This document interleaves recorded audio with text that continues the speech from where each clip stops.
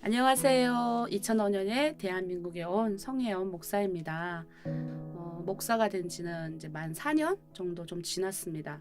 현재는 하나로 드림 교회에서 담임 목사로 섬기고 있고요. 또 그 단체 대표로 섬기고 있습니다. 북한에서 살 때는 좀 이제 어쨌든 아버지가 이제 아버님, 어머님이 그래도 일을 하셨기 때문에 아버지가 무역 일을 하셨기 때문에 제가 대학교 다닐 때까지는 집에 이제 어려움이 없었어요. 오히려 그때 당시 고난행군 시기여서 친구들이 많이 이제 그 학교에서 이제 굶는 애들도 많았고 그래서 아침이면 막 우리 집에 문 두드리는 애들이 많았었어요. 그래서 학교에서 가면 또 선생님이 잘 사는 애들 몇 명 불러가지고 5명 정도 불러요 항상. 그래서 이제 그 기부하라 그러는 거죠. 그럼 집에 가서 엄마한테 얘기해서 항상 그 쌀 같은 것도 기부하고, 그래서 우리 학급에 있던 애들을 도와줬던. 그 저는 전혀 그런 거를 몰랐다가 이제 아빠가 이제 그 먼저 중국에서 와서 선교사님, 당시 연변과학기술대학교 선교사님을 만난 거예요. 근데 선교사님을 만나서 선교사님이 약속을 했대요. 우리 가족을 미국에 보내주겠으니까 북한에는 소망이 없으니 이제 데리고 와라. 그래서 아빠가 이제 와서 이제 그렇게 하면서 좀 몇 달이 지났는데 이제 어느 날 집 앞 제가 대학교 때니까 집에 이제 점심 밥 먹으러 이제 북한은 학교에서 밥을 안 줘요. 그래서 점심 식사하러 집에 가는데 앞에 이렇게 국방색 차가 와 있는 거예요. 근데 그날 저녁 집에 오니까 난리가 난 거예요. 아빠가 이제 잡혀가신 거죠. 근데 이거 충격이었어, 진짜. 그래, 데려가는데 우리 아빠가 이제 되게 키가 크시고 거구신데, 이렇게 고문을 받으셨어요. 그래서 엄지발가락에 이렇게 전기 고문을 받으셔가지고 엄지발가락에 좀 패했더라고요. 나중에 아빠의 얘기는 이게 전기를 주니까 이 밑으로만 돌더래요, 이렇게. 그래서 하여튼 그런 거 받고 결국은 뭐냐면 우리 아빠는 안기부 안 만났다가 근데 나중에 내가 이렇게 어쨌든 북한 입장에서는 선교사를 만나면 안기부를 만난 거예요. 그때는 안기부라고 그랬거든요. 국정원이라 안 하고. 그래서 어쨌든 아빠 그 안기부 그거 돼가지고 체격이 우리 아빠 굉장히 큰데 몸무게가 38kg. 거의 항문이 벌어져서 주먹이 들어갈 정도로. 그래서 병보석으로 나온 거예요. 그리고 나서 이제 아빠가 여기 소망이 없다 이렇게 하면서 이제 온 가족이 이제 도망쳐 나왔죠. 근데 그때 나올 때 아빠는 제가 그때 8월 8일 날 방학이요. 제가 날짜도 안 잊혀져요. 방학이 한 달을 하거든요. 대학은. 아빠가 저한테 뭐라 그랬냐면 그때는 아빠는 온 가족이 다 탈북을 할 수 없잖아요. 그러니까 이렇게 엄마를 먼저 가져다 놓고 그 다음에 이렇게 몰래 빼간 거예요. 근데 이제 나한테는 뭐라 그랬냐면 가서 엄마 잠깐 만나보고 와서 너는 여기서 대학을 마저 졸업을 해야 되니 내가 안 갈 거 아니까 나를 쏙 켜서 데리고 간 거예요. 어찌 보면. 그래서 이제 넘어가게 됐죠. 비가 많이 오는 날. 그것도 엄청 물이 많이 불어 있는 날을 아빠가 타켓을 정해가지고 그래서 이제 강을 건넜는데 딱 넘으니까 이제 교회더라고요. 그래서 그 해가 제가 8월에 넘었으니까 이제 교수님이 저희 가족을 바로 데려갔거든요. 9월 달에. 그러면서 저보고 한 3, 4개월만 중국어를 좀 배우면 아마 너는 머리가 좋으니까 대학교 바로 들어갈 수 있을 거다. 이렇게 하면서 이제 책을 엄청 가져다 주셨어요. 그래서 저는 이제 북한 분들은 그때 당시 다 이제 산에 올라가 살 때예요. 경찰들이 막 이렇게 들이닥치고 이러니까. 저는 이제 따로 교회에 이제 이렇게 그 교회 사택이라면 교회 옆에 있는 그 집에 저를 이제 따로 이렇게 놔두시고 거기서 저는 공부를 했어요. 그리고 저희 아빠는 거기서 한 20분 되는 아빠 엄마는 20분 되는 거리에 이제 조그만 이제 거기 계셨던 거죠. 그러다가 이제 거기서 이제 어쨌든 여러 가지 사정에 의해서 선교사님이 우리 가족을 미국에 데려가겠다는 어떤 것들이 아빠의 약속들이 막 어긋나기 시작한 거예요. 그러면서 이제 아빠가 이런 것들이 늦어지고 그리고 중간에 누가 끼어 있었냐면 조선족 전도원님이 끼신 거예요. 그래가지고 내가 생각했을 때는 전도원님이 아빠와 그 선교사님의 사이를 약간 좀 안 좋게 얘기를 했던 것 같아요. 그래서 아빠는 미국 사람은 다 나쁜 그러니까 다 그렇다. 약속 안 지키는 사람 이렇게 해가지고 어느 날 아빠가 저를 데리러 온 거예요. 갑자기. 그래서 거기서 3개월 있다가 12월쯤에 아빠가 데리고 우리가 이제 우리 친척들이 사는 흑령강에 이제 가게 된 거죠. 저희가 중국에 친척이 정말 많아요. 근데 그 친척들이 그냥 이렇게 평범하게 사는 사람들이 아니라 잘 살아요. 북한하고 무역할 정도로 그래서 우리 아빠도 북한에서 그 친척 덕분에 무역을 했기 때문에. 근데 와봤더니 우리 친척들은 되게 우리를 안 좋게 생각하는 거예요. 북한에 그렇게 잘 살게 만들어줬는데 왜 왔냐? 우리 아버지하고 이제 그 고모, 우리 아버지 친고모거든요. 고모하고 둘이 이제 다투기 시작하더라고요. 그걸 내가 이제 위에서 다 본 거죠. 다투는 이유는 똑같아요. 고모 할머니 다시 북한에 가라였고 아빠는 북한이 소망이 없다였어요. 그래서 거기서 이제 막 하다가 저희가 또 엄마 쪽이 다 이제 친척이 되게 심량이 되게 많아요. 그래서 고모네 집에서 다 나와가지고 아빠가 학김에 나와서 저희가 또 4명이 가족이 4명이 심양에 이제 가게 된 거죠. 심양에 가서 그때부터 이제 저의 어떤 고민이 시작되게 됐는데 엄마네 쪽 친척이 집을 잡아줬어요. 근데 이분들이 그러는 거예요. 너 시집 가라 그러는 거예요. 아니 그러면 시집 가서 뭐해? 그러면 아니 뭐하게 시집 가서 애 낳고 살지? 아니 애 낳고 그 다음에 뭐 어떻게 살아? 그랬더니 아니 얘는 좀 이상한 애라는 거예요 나보고. 근데 나는 제가 지금도 저는 그런 생각에 변함이 없는데 북한은 못 먹고 못 살아도 비전을 제시해요. 무슨 말이냐면 우리가 이렇게 가난하고 어려운 것은 앞으로 우리가 조국 통일을 위해서 우리나라가 더 잘 살기 위해서 잠시 겪는 고난이다. 그거를 이제 물론 세뇌받은 것도 있지만 내가 이 고난을 딛고 일어서야 되겠다는 어떤 비전을 제시하기 때문에 이거에 대해서 좀 불평이 없었던 것 같아요. 그리고 저는 북한에서 또 그 먹는 것 때문에 그렇게 막 힘들진 않았잖아요. 그러니까 말 그대로 그런 충만하게 어떤 북한에서 충만하게 내적으로든가 내적으로 하면 어찌보면 비전, 그 다음에 먹는 게 다 갖춰져 있고 충만한 상태에서 살았는데 갑자기 중국에 오니까 이게 다 없어진 거예요. 먹는 거는 육체적인 어떤 먹는 거는 했지만 거기는 없어진 거죠. 그리고 북한은 이렇게 얘기하잖아요. 정치적 생명과 육체적 생명이 있다. 그러나 너의 정치적 생명은 당해. 우리 역사책에 기록이 남는다. 이렇게 말을 해요. 그러니까 사실 북한의 엘리트들 저 북한이 저렇게 안 망하는 이유가 있다니까요. 그 엘리트들은 조그말 때부터 훈련을 줘요. 저같이 이렇게 훈련을 줘가지고 철저해. 이가 딱 관리되어진다니까요. 걔네가 딱 있고 그다음 그 위에 있고 그다음에 그 핵이 있잖아요. 이게 무너지겠어요? 나도 그런 생각을 가지고 중국 와서 보니까 잘 먹고 잘 사는 게 그게 잘 먹고 잘 사는 게 좋은 거가 아닌 거예요. 무슨 얘기? 북한이 봤을 때는 대한민국이 잘 먹고 잘 사는 게 좋은 게 아닌 거예요. 집 짓고 집 좋은 거 짓고 차 좋은 거 타고 다니는 것이 인생이 아니라고 생각하고 배운다고. 북한은 모든 사람이 위로 올라가게 만들어놨다니까요. 제가 철도대학을 나왔거든요. 그래서 철도 총국에 선전선도부 제가 거기 소속돼 있는 사람이에요. 그리고 제가 학교 위원이었어요. 웬만해서 북한에서 이렇게 딱 집어주는 대회가 있잖아요. 그러면 상징적인 대회는 다 갔다 왔어요. 그러다 보니까 들어가자마자 바로 학교 당비서가 저를 찾더라고요. 그러니까 당비서가 말고 학교 학생들을 담당하는 또 있거든요. 그분이 저를 찾았어요. 찾아가지고 이렇게 학교 바로 그 위원으로 쓰더라고요. 그러니까 이렇게 그 어릴 적부터 이제 공부를 했던 사람들은 가면 그런 어떤 앞길이 보장되어 있었던 거예요. 그리고 대학을 나오면 우린 철도대학이기 때문에 여자가 없어요. 그리고 별을 밝아요. 나오자마자. 그리고 공직에서 일을 할 수 있는 거예요. 이제 그 철도는 다 별이거든요. 그래서 거기서 일을 할 수가 있는 거예요. 천국 안에서. 근데 중국에 왔는데 비전이 없잖아요. 내가 어떻게 살아야 될지 모르잖아요. 애를 낳아서도 어떻게 그 길이 없잖아요. 어디를 가야 될지도 모르잖아요. 그리고 제가 솔직히 중국에 와서 봤더니 너무 잘 먹는 거 맞아요. 뭐 이 밥에 돼지고기국을 먹고. 근데 그냥 잘 먹는 짐승 같았어요. 솔직한 말로. 이 사람들은 그냥 먹는 거를 위해서 사는 사람들 같은 거예요. 돈을 위해서 사는 것 같은 거예요. 그러니까 난 거기서 나는 솔직히 나의 미래, 인생의 어떤 미래를 발견할 수가 없었어요. 그래서 계속 아빠 보고 아빠 다시 북한 돌아가자고. 막 돌아가자고. 근데 뭐 부모님이 그걸 이제 해줘요? 안 해주죠. 그러면서 이제 내 방황이 시작되게 된 거죠. 그리고 죽고 싶었어요. 그래서 뭐 약도 먹고 좀 그랬죠. 그래서 처음 약 먹을 때도 뭐 에피소드가 있는데 우리 아빠가 이제 어쨌든 거기서 중국에 살아야 되니까 그 보일러 알죠? 보일러. 우리 아빠는 증명위원장 하셨거든요.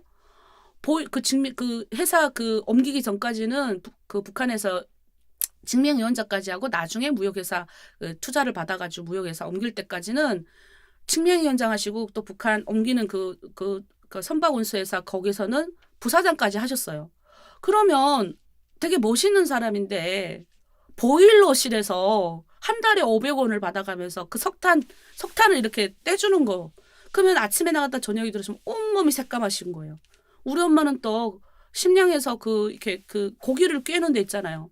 거기 다니시다가 이제 엄마도 언제 일을 해봤겠어요. 우리 엄마도 이제 전문대학을 나오셔가지고 평생 공직에 있던 분인데 그걸 이렇게 깨다가 이제 손가락이 간통이 돼가지고 병원에 실려가고 난리가 난 거예요. 그 상황을 보면서 내가 계속 여기 있는 이유를 모르겠는 거예요. 아빠 엄마가.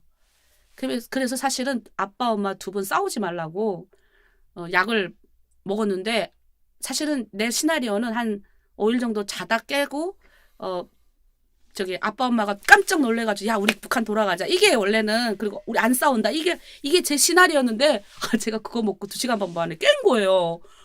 얼마나 내가 화가 나는지 그걸 2통을 샀는데 다 먹어버린 거예요. 그 다음에 기억이 없어요. 병원 실려가고 뭐 그 안에 있는 것 뭐 토한 기억 나는데 나중에 의사가 그러더라고요. 자살 방지하기 위해서 배갈에 하나를 그 해독제를 넣어놨대요. 그래서 그 정도로 내가 이렇게 죽지 않았다고 얘기하더라고요. 그리고 사실 내가 죽으려고 먹은 건 아니었거든요. 사실은. 그리고 진짜 제 소원대로 닷새를 푹 잤어요. 병원에서. 우리 아빠 오시더니 날 보고 한숨을 푹 쉬더라고요. 근데 집에 태어나고 나서 그때부터는 정말 죽고 싶더라고요. 그때부터는 정말 이 세상에 중국에 소망이 없고 나의 인생에 소망이 없고 아무것도 없으니까 진짜 죽고 싶더라고요. 근데 그때 우리 그 주강호 우리 전도사님 북한 출신이 그때는 한국 사람인 줄 알았어요. 우리 주강호 전도사님하고 사모님이 저를 찾아오셨어요. 사실 이분 두 분과는 언제 만났냐면 제가 그 앞에 그 3개월 기간 동안에 제가 교회에서 따로 혼자서 이제 북한 사람들 다 산에 올라가지만 저 혼자서 이제 항상 공부를 했었잖아요. 거기 있을 때 오셨던 거예요. 교회를 방문해 주셨는데 어떻게 우리 엄마하고 연결이 돼서 내가 이렇게 자살소동 일으키고 막 이렇게 했다는 걸 알고 집에 찾아오신 거예요. 저한테 오셔서 왜 죽으려고 했냐고. 그래서 제가 그랬어요. 나는 이 세상에 소망이 없다고. 나는 이렇게 사는 것이 나는 행복하지 않다고. 그리고 나는 여기 있는 중국 사람들은 그냥 잘 먹는 짐승 같고 비전도 없고 그러니까 그 비전보단 그때는 목표도 없고 그냥 내 인생 이렇게 살아가야 되는 것이 너무 나는 정말 죽고 싶다. 그리고 내가 여기 왜 와야 될지에 대해서 내가 왜 여기 왔는지 모르겠다. 그거를 하루에 한 번은 아빠한테 물었어요. 아빠 왜 나를 데려왔어? 이거를 계속 물어봤고 아빠는 한숨만 쉰 거예요. 근데 그때 그 전도사님이 저한테 딱 이렇게 말씀하셨어요. 하나님이 송자매에게 할 일이 있어서 데려왔다는 거예요. 지금 생각 눈물 울컥 하려고 하는데 근데 그게 진짜 저한테 빛이었어요.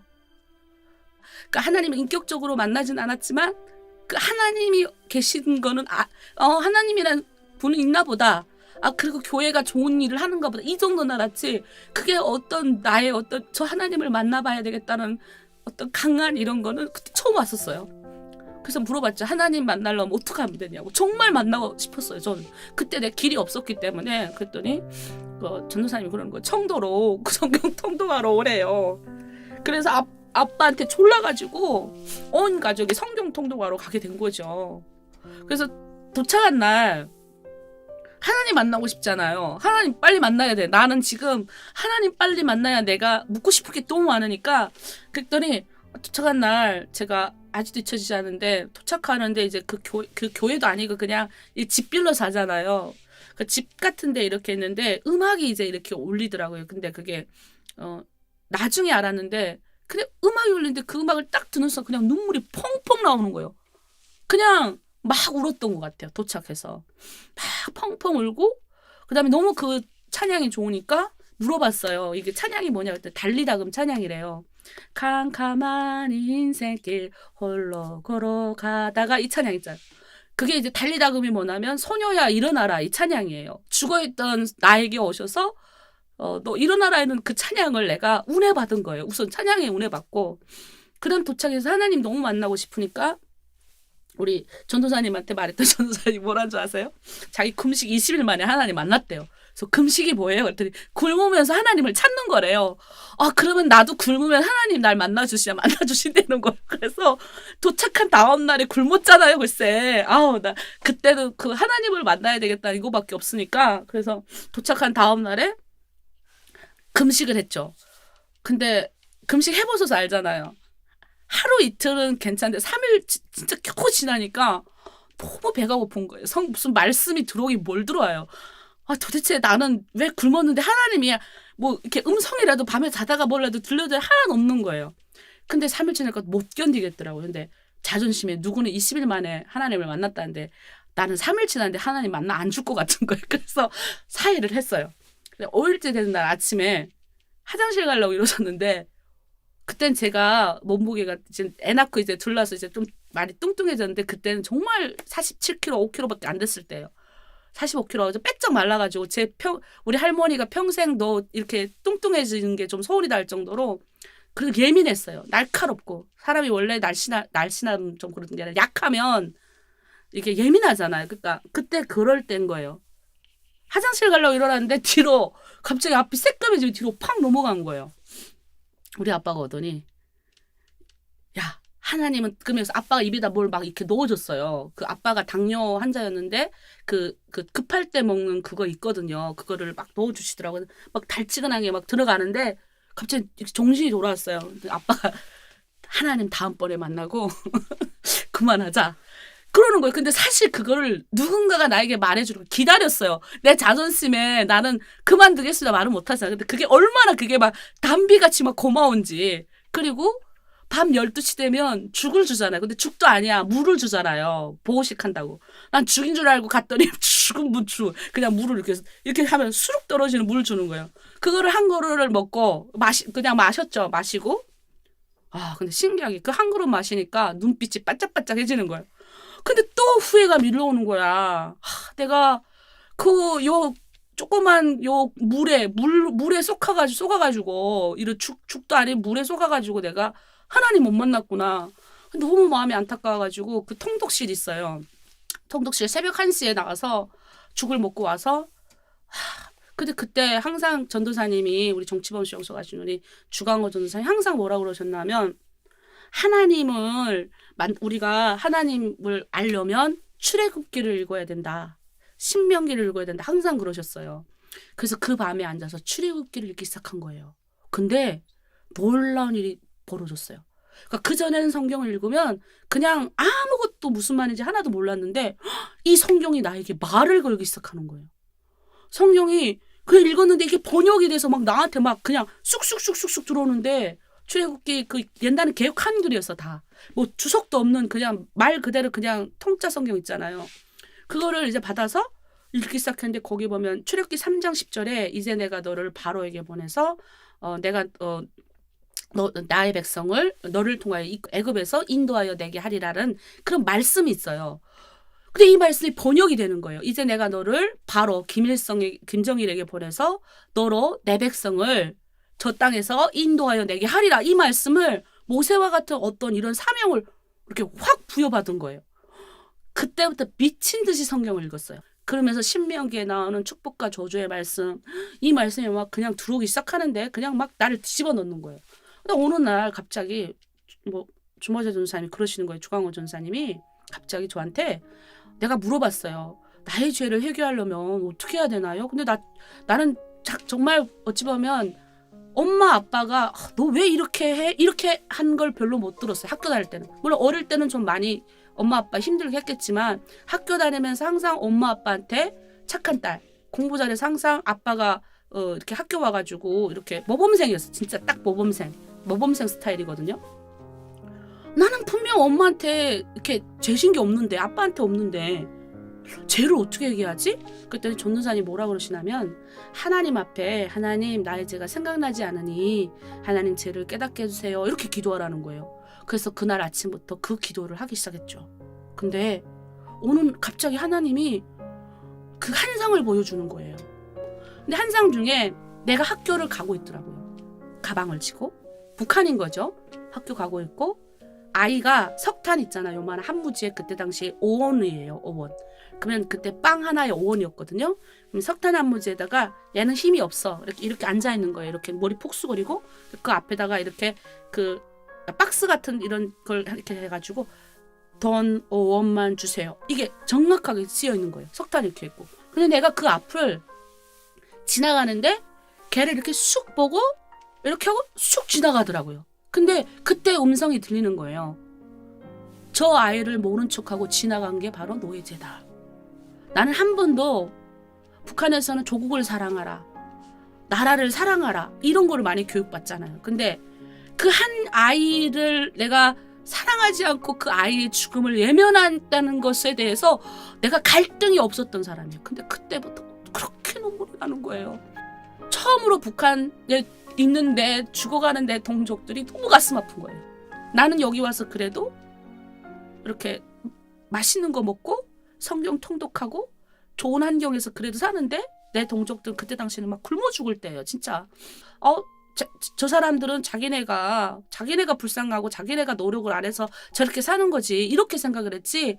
그리고 이 어려운 난국을 이 한 번도 그 한 사람에 대한 한 아이에 대한 불쌍함을 가져본 적이 없어요. 근데 하나님의 말씀 앞에 기도하니까 하나님이 나한테 그걸 보여주시는 거예요. 그러면서 내 죄가 회개가 막 되더라고요. 정말 회개가 되면서 3개월을 우는데 나는 어디서 그런 눈물이 나오는지 몰라. 나는 진짜 눈물이 없고 오죽하면 제 동생이 그랬어요. 내 물건을 손도 못 대겠어요. 제가. 우리 동생은 그래서 언니처럼 저렇게 지독한 여자는 처음 봤다 그랬어요. 그리고 누가 나한테 옆에 와가지고 이렇게 한마디만 건들죠. 그러면 나는 가만 안 뒀어요. 그리고 우리 동생이 항상 그러더라고요. 언니가 말을 하면 그 사람의 마음에 갈쿠리를 하나 이렇게 막 박아가지고 이렇게 확 잡아당겨서 그 사람이 다시는 말 못하게 만든대요. 그 정도로 제가 약간 자기 애가 강했고 나를 사랑했고 나밖에 모르는 이런 어떤 사람으로 컸던 거죠. 그랬던 나를 그 3개월 어간 동안에 3개월 기간에 얼마나 울은지 몰라요.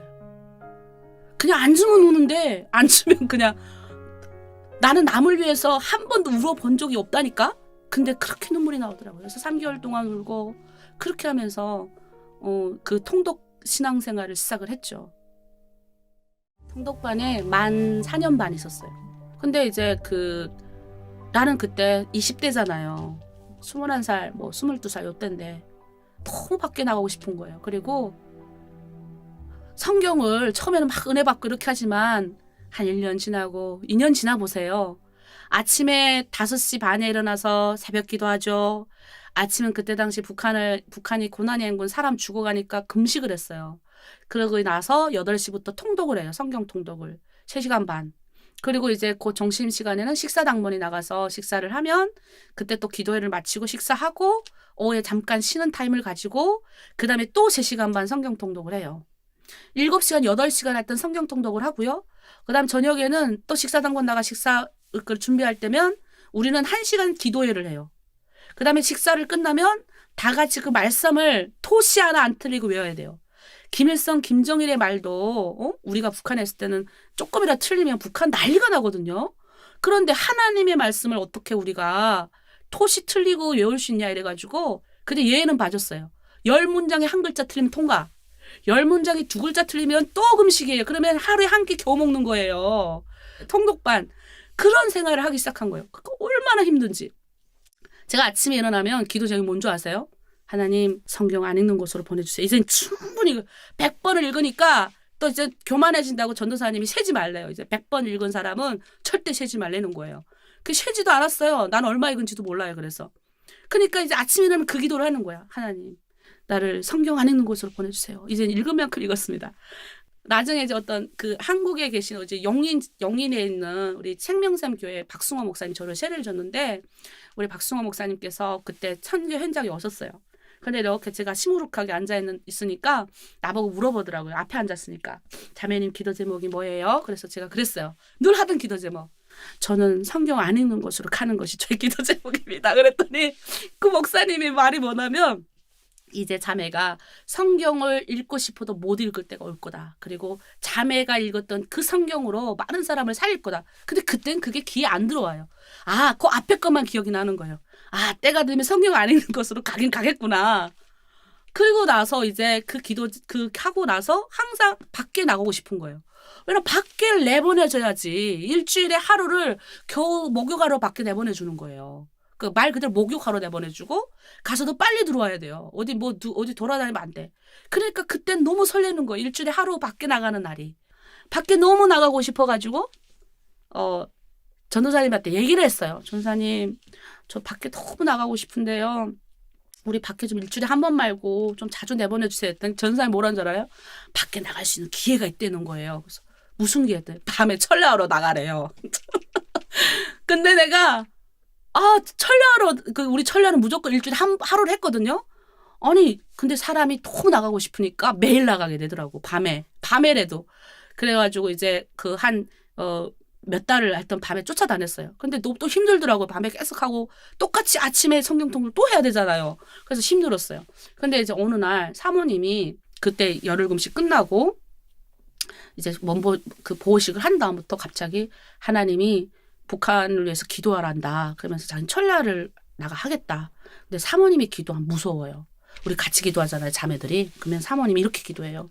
하나님 저를 순교의 제물로 받아주십시오. 요셉이 감옥에 갔기 때문에 요셉이 그 안에 들어갔기 때문에 많은 사람을 구원한 생명의 부양자가 됐으니 하나님 나도 북한 감옥에 가게 해줘. 이렇게 기도하는데 거기 누가 아멘 할 사람 어디 있어요. 사모님이 그렇게 기도하면 다들 가만히 있는 거예요. 그리고 그냥 사모님의 기도는 정말 살 떨려. 이 못 들어서 그러지. 나 그 현장에 있는 나는 지금도 가끔 우리 사모님이 했던 기도가 생각이 나요. 하나님 나를 순교의 제물로 받아주십시오. 난 그때 아멘 못했어요. 나는 그게 무슨 의미인지 그때는 너무 어렸기 때문에 몰랐고 지금은 제가 조금 이해할 수 있는데 그때는 정말 몰랐어요. 그리고 나서 어느 날 사모님이 그 기도하고 찰나 기도하고 왔는데 갈보리산 위에라는 찬양을 불렀어요. 아직도 기억나요. 그렇게 몇 달을 철야 기도하고 오신 분이 그 하나님을 향해서 찬양을 올려드리는데 눈에서 눈빛이 그렇게 너무너무 바짝바짝 거리는데 막 하나님의 은혜가 막 내도 봐도 막 그 사모님한테 막 임하는 거예요. 아니 똑같이 성령 있고 똑같이 사람으로 태어났는데 누구는 저렇게 하나님의 은혜 받고 누구는 이렇게 하냐. 아 나도 안 되겠다. 나도 철야 나가야 되겠다. 그래서 그때부터 1년 반을 사모님이 그 북한으로 북송되기 전까지 제가 같이 철야 기도를 했어요. 정말 그때는 밤에 너무 나가서 이제 앉아서 기도하다 보니까 이제 막 병도 걸리고 했었는데 가끔 그때가 생각이 나요. 저는 새벽 기도를 별로 안 배우고 철야 기도를 배웠어요. 밤 11시에 나가면 1시간은 다 같이 모여서 통성으로 기도해요. 통성으로 기도하고 이제 흩어지거든요. 흩어지면 이제 1시간은 어떻게든 기도해요. 그럭저럭. 기도하는데 이제 1시간 지나면 기도할 수가 없어요. 근데 춥기 때문에 앉아서 기도할 수가 없어요. 밤에. 그럼 어떻게 기도하면 걸어야 돼요. 그러니까 여기서 끝이잖아요. 여기 바닷가인데 바닷가 끝에서 끝까지 가면 1시간이에요. 이렇게 하면 2시간인 거예요. 이거를 한 4번 정도 하면 날이 푸른푸른 밝아와요. 그러면 그때부터 한 5시부터는 6시 우리가 들어가야 되기 때문에 4시 반부터는 이제 엎드려서 기도해요. 30분. 그 5시부터는 또 다 같이 모여가지고 통성으로 기도하거든요. 그래서 이제 그걸 한 거예요. 처음에는 1시간은 그럭저럭 했는데 그 다음부터 할 말이 없네. 그럼 뭐 하겠어요. 아기 때부터 하는 거예요. 하나님 내가 그때 생각나는 거 있어요. 아 근데 그때 뭐 우리 친구 있잖아요. 뭐 하나님 그치 할 말이 없으니까 나중에는 어떻게 늦어가지고 사돈의 팔뚝가 다 나와요. 기도 안 할 수가 없는 거예요. 그리고 하나님이 막 그때마다 생각나는 사람들 다 기도하게 하시고 북한의 가족들 지연은 막 북한에 무슨 하여튼 그 5시간 6시간을 채워야 되니까 그걸 1년 반 동안 한 거예요.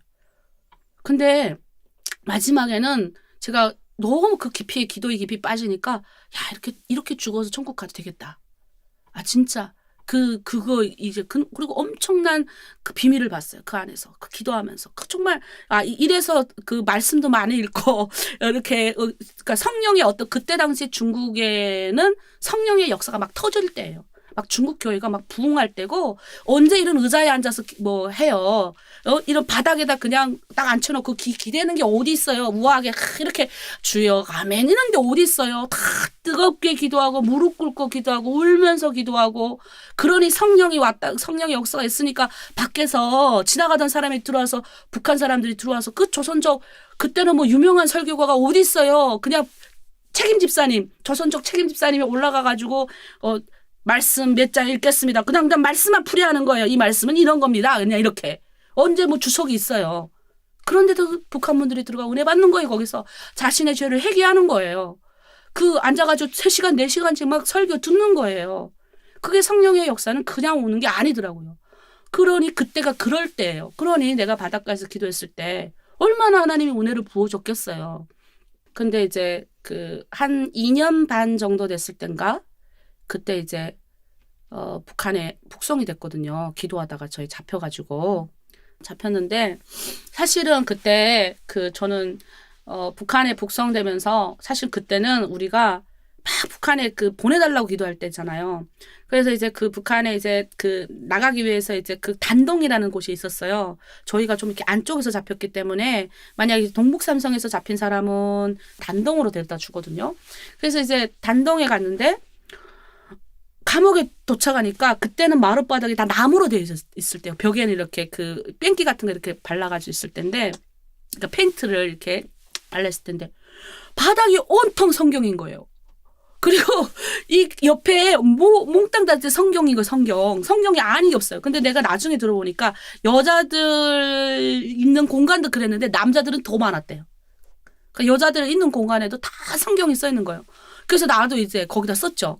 그러니까 제가 그때 생각할 때는 나는 북한에 이제 들어가면 우리는 북한 가면 나는 홍례가 펼쳐지는 기적이 열릴 줄 알았어. 내가 주 예수를 믿으라. 그러면 너와 내 집이 구원을 얻으리라. 이 말씀 맨날. 우리가 북한에 나가면 그때 천ля를 해서 잡혔잖아요. 천ля하다 잡혔으니까. 우리가 기도하다가 하나님 잡혔을 때 뭔가 무슨 뜻이 있을 것이다. 그래서 잡혀 나갔잖아요. 그리고 그리고 충만했었어요. 감옥 안에서 막 금식을 하고. 거기는 쌀밥이 없어요. 그래서 밀가루 빵을 주거든요. 근데 우리가 금식을 돌입을 하니까 이 사람들이 우리가 죽으려는 줄 알고 조선 사람은 입합을 먹어야 된다고 유일하게 우리한테만 입사를 해줬어. 입합을 해주고 막 이랬었거든요. 그래가지고 이제 그 안에서 막 금식하고 이제 나왔으니 얼마나 충만했겠어요. 그런데 제가 북한에 이제 교도 나가잖아요. 북한 끌려가잖아요. 교도 나가는데 이제 한 절반 정도 되면 이제 이제 중국이고 절반이 북한이에요. 근데 절반 정도 되고 딱 넘어가는 절반 넘어가는 순간부터 말할 수 없는 두려움이 나를 그냥 확 잡는 거예요. 야, 얼마나 무서운지, 얼마나 두려운지, 내가 성경을 얼마나 많이 외웠겠어요. 얼마나 많이 읽었겠어요. 가자마자 온갖 세상의 모든 나쁜 말은 다 듣는 거예요. 뭐 쌍욕 아시죠? 그냥 부드럽게 이거 아니에요. 그냥 정말 그 분위기 살벌한 어떤 이런 남자든 도와대요. 들어가자마자 남자든 북한 족쇄 아시죠? 때리고 막. 근데 우리는 여자라고 그래도 봐주는데도 막 무슨 아시죠? 여자들한테 주는 여기 있어요. 그리고 막 여자들은 팔려가는 뭐 이런 말 막 상상을 초월한 욕을 듣고부터 출발을 하는데 내가 잘못 왔구나. 아니 하나님의 사람들이 가면 기적이 일어나야 되는데 하나님의 사람들이 갔는데 다 숨죽이고 있는 거예요. 무서운 거예요. 살고 싶은 거예요. 막 내가 그때는 내가 계속 천리했을 때니까 하나님 나를 불러가시면 내가 하나님 앞에 갈 수 있을 것 같은데 이런 믿음은 있었어요. 근데 없어져요. 살고 싶어요. 감옥 갔는데 진짜 가서 계속 기도만 했어요. 진짜 한 명이 우리 다 같이 잡혔으니까 여자들이 기도하다 잡혔잖아요. 서로 다 모르는 사람으로 해야 되는 거예요. 같이 있었다 그러면 다 이제 큰일 나니까. 그 한 명이 나가면 기도해 주는 거예요. 또 한 명이 나가면 이게 검사하러 나가는 거죠. 사실 저는 거기서 무사히 통과해가지고 이제 집결소라는 이제 정치적인 목적이 없으면 이제 안전 집결소로 넘어가거든요. 저는 사실 좀 북한에서 대학을 다니고 좀 이렇게 평화롭게 살다가 또 중국에 와서 교회로 들어가서 또 사랑합니다, 축복합니다. 또 교회 들어온 탈북민들은 또 그렇게 악하지도 않았었어요. 그러니까 항상 좀 약간 내가 북한에서 바라봤던 북한 상이 있어요. 북한 사람은 이럴 것이다. 다 깨지는 거예요. 정말 나는 감방에 들어갔는데 나는 이런 표현 가끔 설교하다 쓰는데 말승냥이들 같은 여자들이 너무 무서운 여자들이 우리 앞에 나타나가지고 우리 입는 옷을 빼앗고 막 그냥 때리고 막 그냥 나쁜 일 시키고 똥 푸게 하고 하여튼 그러는데 난 못 견디겠더라고요. 그리고 하나님이 원망스러운 거예요. 나를 이곳에 보낸 하나님이 원망스럽고 그리고 하나님이 어디 있냐고 여기. 지금 이 지옥과 같은 이 지옥에 지금 내가 와 있는데 하나님이 없는 거예요. 이 지옥에. 정말 많이 울었어요. 내가 설명을 다 못하겠는데 2가지 이유였어요. 하나님이 2가지 이유로 나를 거기에 보내셨다고 생각하는데, 하나는 제가 같이 있었던 그 자매가 있었는데 자매가 너무 나를 괴롭혔어요. 그래서 나는 그 자매 때문에 거의 내 육을 죽이는 방법밖에 없었어요. 이 금식을 할 수밖에 없었던 거예요. 그때가 몸무게가 43kg에 넘어갔어요. 가서 이렇게 이만한 거에다가 이만큼 쌓아주고, 몰타를 이만큼 그 세멘트 같은 거 이렇게 쌓아주고 들라 그러는데 못 들었어요. 제가 그날 첫날 갔는데 이게 다 껍데기 다 벗겨지더라고요. 힘이 약하니까, 힘이 없으니까 들지가 않고 바람이 불어도 넘어가니까 막 조롱을 하는 거예요. 가서 뭐 어디 무슨, 그때 또 20대니까 지금 많이 이뻤을 거잖아요. 그러니까 어디 무슨 술집에 다녔냐, 그러니까 그거를, 나는 항상 북한에 있을 때 잘한다, 칭찬받고 정직하고 이런 사람이잖아요. 그걸 너무너무 못 견뎠던 거예요. 제가. 그런 것도 있었고, 하나는 하나님이 저를 북한에 보내신 건 저의 이걸 깨기 위해서예요. 왜냐하면 제가 처음 그 북한 사람은 다 나랑 똑같다고 생각을 했잖아요. 갔더니 너무 험악한 사람들이 많이 있는 거예요. 사실 제가 개척을 시작하고 목회했을 때 정말 많은 일이 있었어요. 뭐 칼 들고 들어오는 자매, 성찬기, 성찬하다 성찬기 날아가는 거는 예사일도 아니고, 교회 부서진 것도 예사일도 아니고. 근데 그 자매들은 내가 감옥에서 만났던 자매들을 비하면 덜한 거예요. 어찌면 하나님이 더 큰 거를 먼저 나를 경험케 하셨기 때문에 가끔 내가 막 달려드는 자매 볼 때마다, 이제는 그런 자매가 없어요. 개척 초반에는 그런 사람들이 있었는데, 그때 생각이 나더라고요. 그러면 하나님 앞에 무릎 꿇고 기도하죠. 하나님, 그때도 내가 다 견뎠는데 하나님의 은혜로 하나님 도와달라고. 사실은 제가 책석에서 주님을 만났잖아요. 저는 북한 가서 인격적인 예수님을 만났어요. 갔는데 승냥이들만, 말승냥이들만 있으니까 너무 힘든 거예요. 근데 또 배운 거는 있잖아요. 기도해야 된다는. 그래가지고 기도할 데가 없으니까 그 변속관이라 그래요. 죄수들이 쓰는 데가 있는데 그 바닥에다가 막 그 오줌을 싸놔가지고 암모니아 냄새, 거기 기도도 못해요. 근데 기도할 데 없으니까 거기 들어간 거예요. 그래가지고 이제 창문 요만한, 도망갈까봐 그냥 쇠살창 엄청 이렇게 박아놨어요. 요만한 이렇게 되다 보니까 다리, 둥근 다리 떴더라고요. 눈물이 꿀꺽 나오더라고요. 그러면서 하나님 살아계시죠? 근데 이제 찬양이 막 들리더라고요. 빛이 없어도 환하게 다가오시는 그 주님에 대한 찬양이 들리면서 제가 그때 그렇게 기도했어요. 하나님, 당신은 이곳이 없습니다. 그리고 하나님이 사랑하라 그러는데 저렇게 말승냥이 같고 저렇게 나쁜 여자들을, 저건 사람이 아닙니다. 하나님, 여기는 지옥입니다. 내가 그래서 말 그대로 하나님, 이 땅은 지옥입니다. 그러니까 하나님이 내가 살았던 그 어떤 거기하고 너무 다른 어떤 저 밑바닥으로 나를 보내신 거예요. 그러니까 나는 너무 못 견뎠어. 그 기도를 막 토로를 한 거죠. 근데 그때 진짜 나는 그 안에서 그 주님을 만난 거예요. 우리 주님이 저한테 다가오시더니 저한테 뭐라 그러시냐면, 내가 너를 위해서 십자가를 졌듯이 네가 지금 욕하고 너 말승냥이라고 하는 저 자매들을 위해서 내가 십자가를 졌다 그러시면서 내가 여기 있다라고 하나님이 하시는 거예요. 근데 내가 내 두 무릎이 진짜 그 바닥이 5점이었거든요. 거기 내가 이렇게 뚝으로 엎드렸어요. 그리고 나서 그 이후에 나의 인생이 확 바뀐 거예요. 하나님이 그 안에 함께 하셨고, 그리고 다음날 하나님이 정말 기적같이, 내가 그때 너무 먹을 것이 없어가지고 정말 하나님한테 배고프다고 기도하고 여러 가지 말았었어요. 다 이루어 주시는 거예요. 그 다음날 바로 하나님이 내가 기도한 것대로 이루어주시고 기도한 것대로 이루어주시는 거예요. 그런 이야기를 하려면 끝도 없죠. 근데 어쨌든 그러고 나서 이제 하나님의 그 은혜를 그 안에서 체험을 한 거죠. 그리고 나서 이틀인가 3일이 지나서 그 여자들 간방에 반장이 있잖아요. 그 언니가 이렇게 저한테 너무 잘해주는 거예요. 그러면서 어느 순간부터 내가 이렇게 그 언니, 이제 반장 언니 옆에 눕게 된 거죠. 북한도 이제 간방에 불이 가거든요. 갑자기 어느 날 불이 확 갔어요. 근데 이따만한 말로깔 사탕이라고 하죠. 감옥 안에서 사탕은 생명이에요. 생명. 갑자기 내 입에 쑥 들어오는 거예요. 누가 줬는지 몰라. 이 언니가 줬는지 이 언니가 줬는지 잘 모르겠어요. 그냥 쑥 들어오는 거예요. 새까매니까. 근데 내가 그때 울었어요. 그거 먹으면서. 왜냐하면 사실 제가 그 전날에 기도했잖아요. 하나님, 말숭량이고 나쁜 년들이고 세상에 각종 욕은 기도하다가 다 했거든요. 그리고 여기는 사람의 정도 없고 하나님, 이 땅에 하나님 이렇게 뭘 있어요. 이런 사람들을 어떻게 사랑할 수가 있냐고. 이런 사람들에게 어떻게 예수의 복음을 전하냐고 막 이랬단 말이에요. 근데 하나님이 그걸 경험케 하시더라고요. 그리고 나서 나에게 사랑할 수 있는 힘을 주시더라고요.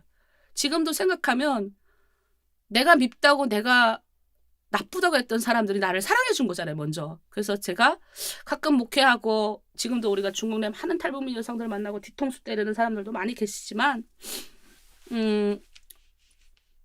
오히려 제가 중국 사역을 하면 그들에게서 사랑을 받아요.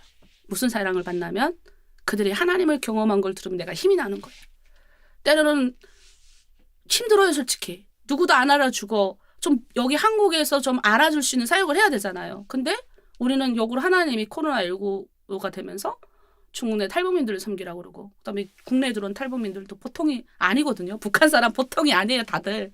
그 자매들을 만나면서 보통이 아닌 자매를 만나지만 그 보통이 아닌 자매 가운데 너무 순수함이 있고 그 나에게 사탕 하나를 줬던 그 사랑, 그 믿음이 그 안에 사랑이 다 있는 거예요. 그러니 제가 이렇게 북한 사역하면서 힘이 나는 거지. 솔직히 말해서 우리가 통일선교 준비한다고 하면서 만약 하나님이 나를 그렇게 안 준비시키고 나의 어떤 여기서 살았잖아요, 제가 이 꼭대기 올라가서 늘 쭉 살다가 그다음에 뭐 북한에서 이제 공부도 했고 우에서 살았어요, 우에서. 그래서 가끔 이제 교회 성도를 개척했을 때 좀 말도 못했다니까요. 나랑 똑같은 나이인데, 그러니까 우리는 북한은 내가 살아보지 않은 지역은 우리는 몰라요. 우리가 살았던데 제가 도시학교인데 그렇게 우리는 뭐 그렇다고 평양처럼 유명한 데도 아니에요. 소도시예요, 소도시. 그런데 우리 교회에 들어온 사람들이 다 저랑 나이대가 비슷한데 이들은 쟤네끼리 앉으면 항상 이래요. 내가 그때 학교 다닐 때 목사님 있잖아요. 공부를 안 했어요. 저는 맨날 풀 두드려 다니고요. 농사 맨날 밭에 가서 일했대요. 그럼 저는 속으로 생각하는 거예요. 내가 그때 학생 시절을 비교하는 거예요, 자꾸? 야, 이상하다. 나 학교 다닐 때 농촌 지원 외에는 우리는 공부를 안 한다고 선생님들 오후마다 밤 늦게까지 앉혀가지고 공부시키고 때리면서 시켰는데 도대체 이 사람들 어디서 살다 왔지? 너무 다른 거예요. 그럼 우리는 안 그랬어. 이렇게 말을 할 수가 없더라고요. 제가 솔직하게 말해서. 말 안 했었어요.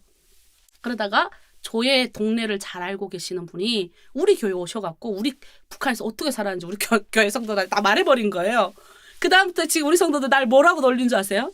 뭐 이렇게 북한에 대해서 제가 설교하고 탁 내려오고 이렇게 얘기하면 아이고 우리 목사님은 북한을 다 몰라요. 그러면서 아이고 목사님은 고생했다 그래도 목사님 뭘 고생했어요? 손 봐보세요. 얼굴 봐보세요. 목사님이 뭘 고생했어요? 그럼 내가 그러죠. 나는 북한 감옥에 가서 가장 밑바닥을 경험했어요. 자기네는 북한 감옥 안 가봤으면 말하지 말라 이러거든요. 그럼 또 우리 자매들이 그래요. 아이고 목사님 북한 시골 동네에서 살아봐요. 거기서 진짜 사람 뭐 강산 굴문을 아우지에 살다가 온 자매들 이제 전 집사님들 계시니까 그러면 제가 그런 걸 많이 느껴요. 하나님이 나의 어떤 고집과 아집과 나밖에 모르는 자만과 이런 것들을 다 깎아야 되잖아요. 하나님의 주의 종으로 만들기 위해서 나를 불 속에도 집어넣었다. 물 속에도 집어넣었다. 그 안에서 하나님 바라보면서 나의 안에 있던 것들을 어찌 보면 쓴 뿌리들을 하나하나 제거해 주시고 이제 누구도 다 만나도 저 사람을 이해할 수 있게 만든 거예요. 내가 지금은 이렇게 간증하고 있지만 내가 한 거 아니에요. 돌이켜보니까 정말 매 순간순간마다 좋은 지도자들을 보여주셨어요. 좋은 지도자들을 보내서 그것 가운데서 말씀을 듣게 하고 그냥 누가 왔다 그 말씀을 전달만 하면 그냥 말씀이 쑥쑥쑥 들어왔으니까 그렇게 하나님이 그때 당시에 그런 중국이라는 그런 어디 갈 데 없잖아요. 오직 하늘만 볼 수밖에 없어요. 바닷가 가서 내가 기도했을 때 한 날이 없었다니까요. 가끔은 제가 이제 청년대학 강의를 제가 대한민국 와서 많이 가는데 우리 대학생들이 앞길에 대해서 고민하고 자살하고 이런 거 보면 내가 너무 안타까워요. 하나님을 만났으면 좋겠어요. 통독반에 갔으면 좋겠어요. 여기 지금 제주도에도 통독반 있고 여기 포항에도 있잖아요. 저는 다른 데서 길을 찾으면 안 된다고 생각하는 사람이에요. 나는 아무것도 없었어요. 그때 집도 없었고 뭐 북한에서 나왔으니 뭐 그냥 걸치는 옷도 오자마자 다 북한 옷이라고 버리라 그래가지고 교회에서 주는 옷 입고 먹는 것도 교회에서 주고 그런데 그 안에서 갈 것이 없을 때 하늘만 쳐다보는 훈련을 하나님 시킨 거예요. 그러니까 일어나면 내가 할 수 있는 일은 그거밖에 없었어요. 하나님 어떻게 나를 앞으로 인도하실 거예요? 하나님 있다면서요. 살아계시다면서요. 그럼 인도하셔야죠. 근데 그때는 그 현장에 있었을 땐 몰랐어요. 근데 나중에 제가 그 20년 전에 돌아가면 그 어린 그 21살, 22살 그 어린 때 나의 모습을 보면 20년 후에 내가 이렇게 멋지게 살아가는데 그게 하나님의 예비하심인데 대한민국에 있는 우리 청년들, 대학생들 하나님이 좋은 길로 안 인도하시겠어요?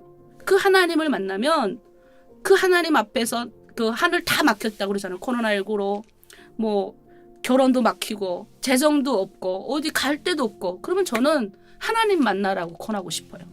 정말 하나님 앞에 엎드리면 그분은 살아계시기 때문에 내가 증인이라니까요. 다른 거 보지 말고. 여러분 그래도 집이라도 있고 부모님이라도 계시고 그래도 갈 거라도 있잖아요. 우리는 그때 잡히면 바로 북성이고 그때는 잡으면 바로 막 다른 데 막 집어넣어가지고 막 고문하고 막 이럴 때예요. 그때 같이 공부했던 사람 다 북한에 지금 북송돼서 정치범 수용소 갔잖아요. 그런 시절을 보내면서도 하나님을 신뢰하게 됐다는 거죠. 그 통독반에 있었던 생활이 나의 어떤 인생에서 가장 나의 인생의 어떤 터닝 포인트? 내 인생을 이렇게 아무것도 없었을 때 하나님이 큰 걸로 이렇게 탁 채워준 거죠. 그러니까 대한민국 얼마나 여기 옵니까? 뭐 솔직히 말해서 돈 많은 사람 얼마나 많아요. 그리고 상대적 박탈감 얼마나 많이 느낍니까? 그런데도 불구하고 여기 와서 제가 상대적 박탈감을 안 느끼는 이유가 그것 때문에요. 왜냐면 집이 있고 이미 다 있는 사람들 보면서 나는 왜 이럴까? 이게 안 느껴지는 게 내 안에 그분이 계시는 훈련을 중국에서 다 받고 왔기 때문에 전혀 너무너무 행복하게 하나님 감사합니다. 4년을 울며 다녔다니까. 4년을 고난을 경험해보고 가난을 경험해보고 어려움을 경험해봤기 때문에 지금에 주어진 축복이 너무 큰 거예요. 지금에 주어진 축복. 나는 솔직히 어느 아침도 나오는데 울었어요. 해가 쫙 나는데 하나님 정말 감사합니다. 북한의 감옥에서 요만큼한 빛으로 들어올 때 제가 그랬거든요. 하나님 정말 깨끗한 하늘을 보면서 하나님 찬양하는 곳에 나 데려다 주면 안 돼요? 이렇게 했거든요. 근데 가끔 그 생각이 나는 거예요. 그래서 지금의 고난이 오히려 코로나19 하나님의 숨겨진 사람들이 다 어디서 훈련받고 있을 거예요. 코로나19 다 어렵다고 그러고 경제가 어렵다고 그러고 청년 실업 어렵다고 그러고 다 어렵지만 북한 사람도 거지 같은 북한 사람들도 다 들어서 하나님의 일을 시키는데 한국에서 태어나서 자란 사람들은 더 얼마나 하나님이 쓰시겠어요. 그래서 여러분 실망하지 마시고 저는 솔직히 청년 대학생들 그걸 해요. 희망. 여러분 하나님이 이렇게 여기까지 인도하신 하나님 앞으로도 인도하시는 에베네셀로 인도하시는 그 하나님을 만나시라고. 그래서 1년을 북한에 있었어요. 북한에 1년 있으면서 그때는 이제 거의 뭐 죽는 줄 알았어요. 근데 북한에 1년 있을 수밖에 없었어요. 북한에서 그 1년 동안 신앙생활을 하면서 내가 답답했던 순간이 많아요. 사실은 자유로워졌잖아요. 성경 통독을 안 할 수 있는 그 기회가 됐잖아요. 근데 너무 힘든 거예요. 그러니까 그냥 북한에서 살았을 때랑 내가 기독교인으로서 1년 동안 사는 건 다른 거예요. 기도할 수 있는 것도 없고. 그리고 그 북한의 그 자유를 한번 맛본 사람은 그 계속 억누르는 어떤 그런 환경이 너무 나는 싫었어요. 왜냐면 근데 그때 당시에 또 중국을 통해서 선교사님들이 후원이 왔었기 때문에 그 돈 갖고 얼마든지 북한에서 부자처럼 살 수 있어요. 못 사는 건 아닌데 나는 안 맞더라고요. 그게 그 돈을 가지고 내가 거기서 잘 먹고 잘 살 수는 있지만 이게 나는 아니더라고요. 그리고 너무 그 예배에 그 갈급함이 너무 있었어요. 그러니까 다 보면 기도할 거리고 눈물밖에. 내가 우주가면 산에 올라가서 맨날 그 산에서 막 그 딱 내려보면 다 그냥 깜깜한 거예요. 그냥 암흑 2003년도니까 암흑인 거예요. 그러면 진짜 손 펴놓고 막 기도했어요. 눈물 흘리면서 무릎 꿇고 기도. 어제 우리 동생이 와서 날 툭툭 때리잖아요. 계속 각 손 좀 걷고 기도하라고 맨날 조심하라고. 그러니까 나는 좀 이제 물불을 가리지 않고 기도하는 이런 거 있었는데, 그래서 그 땅에 있으면서 하나님이 하신 일들을 정말 많이 경험했어요. 그러다 보니까 답답함을 느꼈어요. 그때는 그 북한이 방송이 6시면 나오거든요. 그때는 진짜 그 국동방송인지는 잘 모르겠는데 그때 방송을 한번 켜면 음악이 항상 나왔었어요. 근데 나중에 그게 극동방송이라고 하긴 하더라고요. 5시면 음악이 나오고 한 5시 반부터 설교가 무슨 약간 멘트 같은 게 나왔던 것 같아요. 근데 내 마음에 좀 밤새 좀 하지. 왜냐면 새벽 이제 5시 반 지나면 6시부터는 북한 조선중앙 라디오 방송이 나와요. 이게 주파수 겹치면 안 들려요. 그러니까 들을 수가 없는 거예요. 그래가지고 계속 고민하다가 나는 한국에 가야 되겠다. 그런 어떤 갈급함이 내 안에 많았던 것 같아요.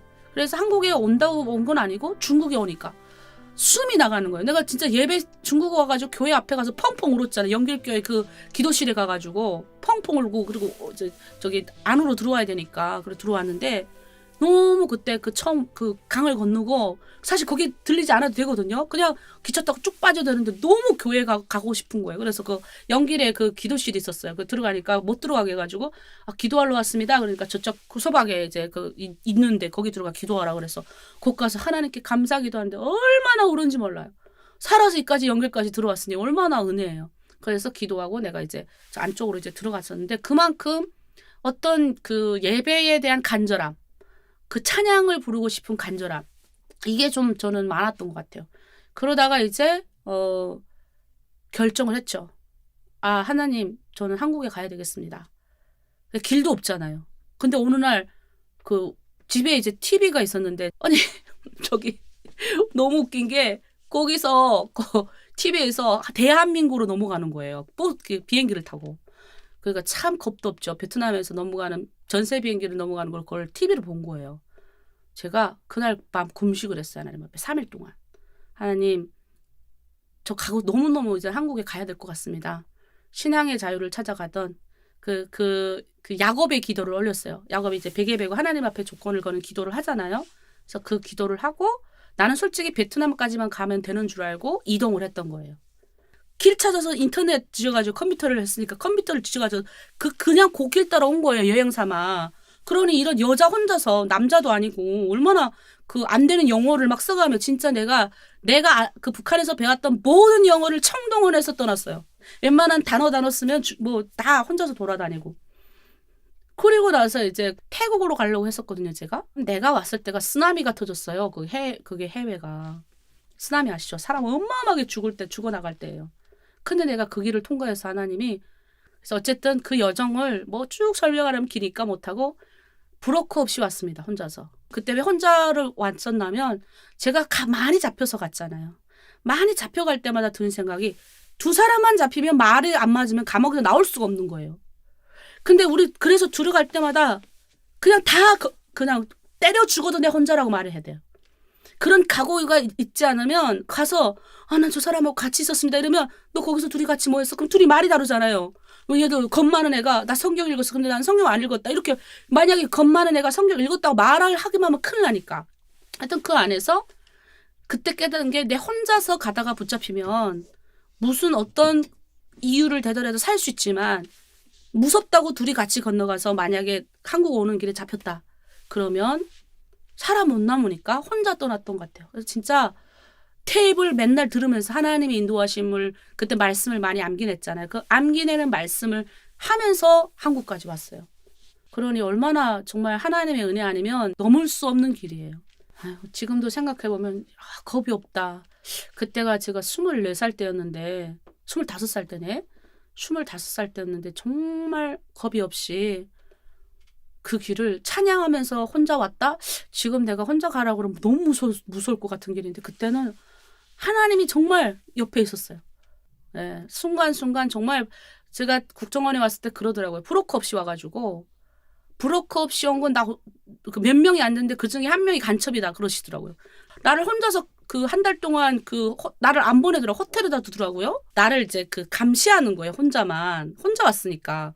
브로커도 없잖아요. 자꾸 물어보는 거예요. 어디서 살았냐. 북한에서 계속 이걸 똑같은 걸 계속하니까 마지막 성질이 나잖아요.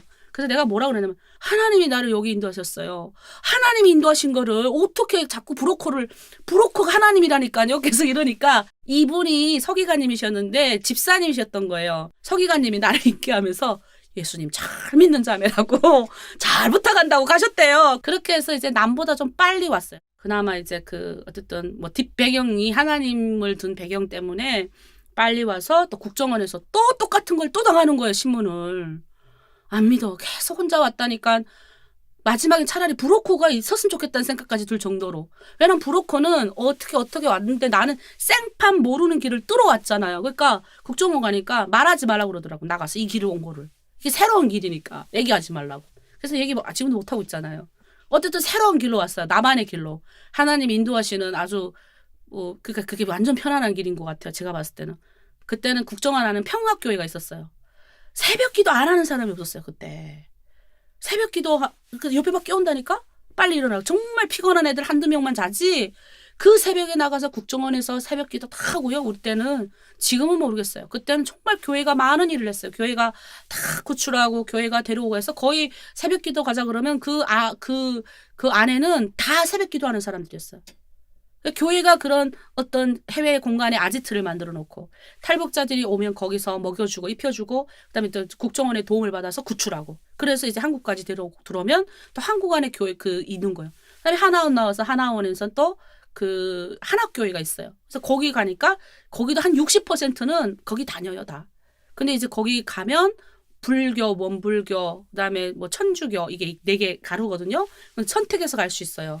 그래도 기독교가 제일 짱이에요. 왜냐면 뭐 하여튼 거기서 중국에서부터 다 그렇게 신앙을 가지고 오다 보니까 기독교가 제일 인기가 좋죠. 그리고 천주교가 그 다음이고. 그 정도로 어찌 보면 하나님의 역사가 당시에 중국을 거쳐오는 탈북자애들한테 지대한 영향을 끼쳤죠. 그래서 그렇게 저는 한국에 왔어요. 혼자서.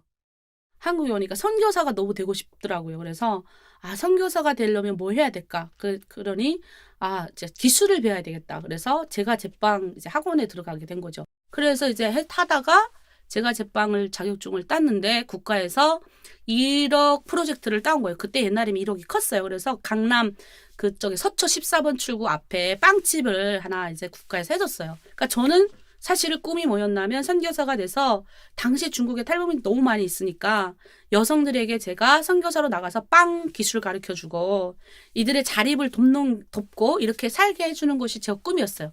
남편도 중국 조선족이고 저희가 중국에 집도 있고 다 그렇잖아요.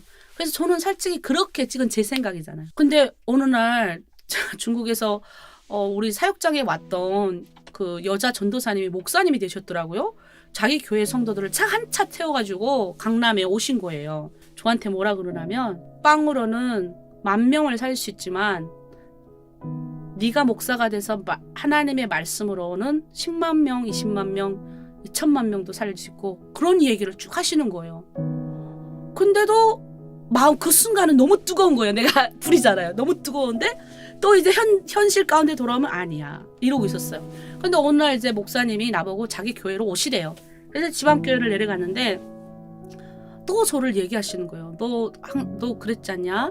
너 떠날 때 하나님 앞에 서원 기도했다 했지. 무사히 한국까지 가게 하시면 하나님 주의 종의 길을 걷겠습니다. 신학교 가겠습니다. 했다 하지 않았어. 그러니까 그 하나님이 언젠간 너 시킨다. 근데 너 나처럼 아줌마 돼서 할래? 지금 순종하는 게 하나님 복이야. 이러는데 차 타고 버스 타고 올라오는데 계속 거기 귀에 맴도는 거예요. 언젠간 네 한대는 거예요. 근데 그걸 나이 들어서 하겠냐 지금 하겠냐예요. 정말 고민되는데 하나님이 그런 환경을 몰아가시더라고요. 갑자기 아침에 지금 시험 보러 내려가야 되는데 제가 제빵 이거 마지막 그 코스 통과하는 코스가 있어요. 그러니까 3개를 따야 되거든요. 제가 제빵 데코를 다 따야 이걸 할 수가 있으니까 데코레이션 알죠? 케이크 만들고 이거 하는 거 따러 시험을 서울에서 볼 수가 없었어요. 그래서 지방에 가서 봐야 되는데 아침에 배가 너무 아픈 거예요. 이상하다. 병원에 갔더니 다음날 지금 시험인데 오늘 지금 저 부산에 내려가야 되는데 맹장이 터진 거예요. 시험이 취소가 됐죠? 당장 오늘 수술하지 않으면 다 터져가지고 죽는다는 거예요. 빨리 병원 가래요.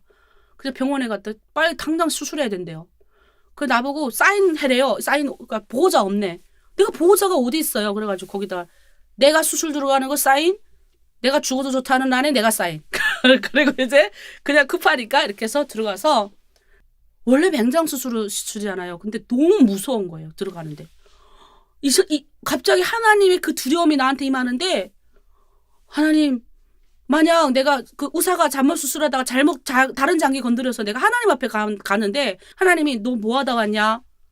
그러면 하나님 제가 자격증을 따려고 하다가 배가 아파 병원 갔는데 왔습니다. 그러면 이거 하나님한테 가서 할 말이 없는 거예요. 너 내 주의 종이 되겠다 했잖아. 근데 그 순간에 하나님 그냥 이 수술 끝나면 무조건 가겠어 내렸다니까 살려만 달라고. 그리고 수술 끝나고 눈을 뚝 떴는데 막 울었어요. 그러니까 거기 간호사들 제가 북한 사람인 거 알잖아요. 내가 운 거는 내가 살아서 울은 거예요. 하나님께 감사해서 울었는데 거기 있는 분들은 내가 북한에서 내가 혼자 왔으니까 그래서 우는 줄 알고 같이 막 위로를 또 해주시더라고요. 그러면서 나중에 거기 간호사가 아유 혼자 와가지고 그렇게 해놓은 것 같아갖고 우리 다 위로해줬다 그러는데 그게 아니라고 하면서 그래서 이제 그거 실밥을 그 병원에 3일인가 4일 정도 있고 나와서 실밥도 안 뽑은 상태에서 그게 바로 정기 장로의 신학대학교 정기 등록할 때였어요. 타이밍도 기가 막히지 않아요?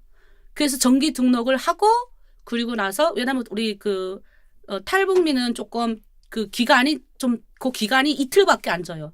해외 외국 그 사람들하고 같이 이렇게 서류를 내야 되기 때문에 그래서 그 이틀 동안 이틀의 기간인 거예요. 그래서 그걸 서류를 하고 그래서 오리엔테이션 할 때 배가 아파서 오리엔테이션 못 참가했잖아요. 금방 실밥 뽑아가지고 그래서 이제 장로의 신학대학교에 들어갔죠. 그리고 신학교에 들어가서 4년을 정말 꿈같이 보냈어요. 마음껏 책을 읽었어요. 평생 내가 항상 꿈꿨던 북한에서 대학을 다니다가 왔기 때문에 정말 너무너무 내가 꿈을 꿔도 내가 항상 공부하는 꿈을 꿨었거든요. 이젠 그 꿈을 안 꿔요. 원을 다 이뤘기 때문에. 그래서 그 4년 내내 다녔는데 기숙사 생활을 했는데 기숙사에 들어오기 전까지 도서관에 있었어요. 그리고 제 전공책은 다 읽고 신학과 책까지 다 읽었어요. 그래서 그 대학 4년 내내 울면서 예배를 드렸어요. 그 예배 드릴 때마다 얼마나 눈물이 나는지 내가 살아서 이렇게 예배를 드릴 수 있다는 것이 감사. 나는 4년 내내 난 졸업한 적도 없고 진짜 나는 정말 마지막 졸업할 때는 너무 감사하고 그리고 신대원 갔는데 신대원 때는 이제 임신을 했거든요. 신대원은 임신하면 그걸 뭐 안 시키더라고요. 이렇게 기숙생활 안 시키는 거예요. 근데 제가 찾아갔어요. 왜냐면 신대원생은 이제 훈련을 받아야 되잖아요. 그럼 그걸 다 참가해야 되거든요. 마당도 쓸어야 되고 그 모든 걸 다 참가해야 되는데 제가 할 수 있다고 그랬더니 뭐 난리 나시는 거예요. 안 된다고. 임산부가 애기 떨어지면 어떡하냐고. 그래서 그럼 내가 병원 가서 이거 받아오겠다고. 내가 건강하다는 증명을 애기가 건강하고 나도 건강하다는 증명 받아오겠다고. 그러지 말고 아침마다 잠깐 하는 모임에 임신했기 때문에 참가만 해도 된다는 거예요. 나 싫다 그랬어요. 나는 너무 이 학교가 좋고 내가 하나님한테서 받을 훈련 다 하고 싶다고. 그래서 배 내밀고 마당 쓸고. 그러니까 그만큼 제가 너무너무 그 갈망을 했던 거를 이룬 거잖아요. 공부를 했고 그리고 그 하나님의 은혜 4년 내내 정말 많은 지식을 얻었고 감사하면서 살았고 그리고 또 여러 가지 그 신대원 때는 학비가 모자라서 막 그 학비가 없어가지고 정말 여러 가지 그 있었지만 또 때와 순간에 맞게 하나님 학비도 또 보내주셔서 다 공부할 수 있었고 그리고 하여튼 그걸 설명하려면 끝도 없어요. 그래서 그 안에 돌이켜보면 그 신학교 시절이 너무 즐거워요. 네, 학교 생활 하나님 앞에 새벽기도 나갈 때 그 새벽기도 끝나고 그 동산을 거닐면서 정말 많이 울었어요. 내가 이런 그 감옥에서 다 죽어갈 때 하나님 살려주세요. 나도 이런 거 누리고 싶어요. 이랬는데 하나님 다 이루어주신 거예요. 그러면서도 또 죄책감 그리고 또 내가 제대로 살아야 되겠다는 것들이 있었어요. 나의 두 스승이 갔잖아요. 나에게 그 복음의 진가를 알려준 스승님 또 아버님 또 같이 공부하던 사람들 중에 많이 살아나오지 못했어요. 그리고 다 북한에 가 있고 지금 대한민국 온 사람 제가 같이 공부하던 사람들 중에 4명밖에 없어요. 저희 70명이 공부를 했습니다. 그러니 얼마나 많은 사람들이 정말 많이 이제 저도 중국에서 같이 신앙생활하다 죽은 사람 시체도 이렇게 불태우는 것도 현장에서 가서 보기도 했고 그럼 난 살아서 하나님이 여것 가운데 보냈잖아요. 그러면 다 하나님이 뭔가 있을 거다. 그래서 4년 내내 그 7년 내내를 감사하면서 울면서 그렇게 신앙생활을 했던 것 같아요. 책 사볼 때 돈이 없어가지고 금식을 하고 뭐 여러 가지 어떤 것들이 있었긴 있었어요. 근데 그것조차도 저는 감사했어요. 너무 좋아서. 그리고 하여튼 그 아침에 그 학교로 올라가는데 그 햇빛이 너무 감사한 거예요. 그리고 찬양이 올라오는 게 내가 누릴 수 없는 것들을 지금 다 와서 누리잖아요. 그래서 진짜 일어나면 울고 그랬어요. 4년 내내 예배 드릴 때마다 하도 울어가지고 그 내 옆에 있는 그 계속 같이 따라다니던 자매는 그러더라니까 아니 언니 그만 울면 안 되냐고. 그래서 내가 울고 싶어 하는 게 아니다. 그냥 그 말씀 전달하는 그 말씀이 너무 내려온 거예요. 그냥 4년 내내 둔데도 그래. 그러니까 아니 언니는 어떻게 예배 틀 때마다 우냐고. 그러니까 내가 그렇게 감정이 풍부한 사람도 아닌데 근데 지금은 근데 신대원 때는 조금 좀 다르더라고요. 신대원 때는 아기 임신해서 그런지 많이 울진 않았지만 그래도 그 성찬식 할 때, 그 다음에 막 그 추수감사절 예배를 학교에서 들을 때 얼마나 울은지 몰라. 펑펑 울면서 그 처음 성찬, 대학교가 성찬하는 때는 내가 그 기억이 아직도 있어.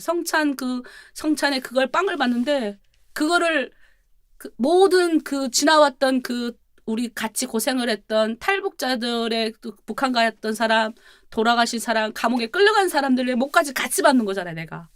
그러니 얼마나 울었겠어요. 그러니까 이거는, 그래서 그런 말 있잖아요. 자기가 고난을 겪어봐야 하나님의 어떤 은혜를 주실 때 감사함을 알 수가 있어요. 내가 어려워 보지 않은 사람은 지금의 어떤 주어진 환경, 당연히 이건 누리던 세대는 이게 뭔지 몰라요. 그래서 고난을 경험했던 사람은 이게 이렇게 누리는 게 너무 감사하고 불평이 없는 거예요. 감사할 수밖에 없고, 그럼 감사하면 좋은 일이 있을 수밖에 없는 거예요. 그래서 옛날 어르신들이 그러잖아요. 그 시대에 그 불확실한 시대, 옛날에 일제 침략을 받아가지고 아무것도 없는 그 시대 가운데서 민족의 그 자기 나라를 찾고자 하는 그런 의지, 그런 것들 어려웠는데 나라의 독립이 됐을 때 그 기쁨이 얼마나 크는 줄 아냐고. 근데 나는 그게 어느 정도 느껴지는 거예요.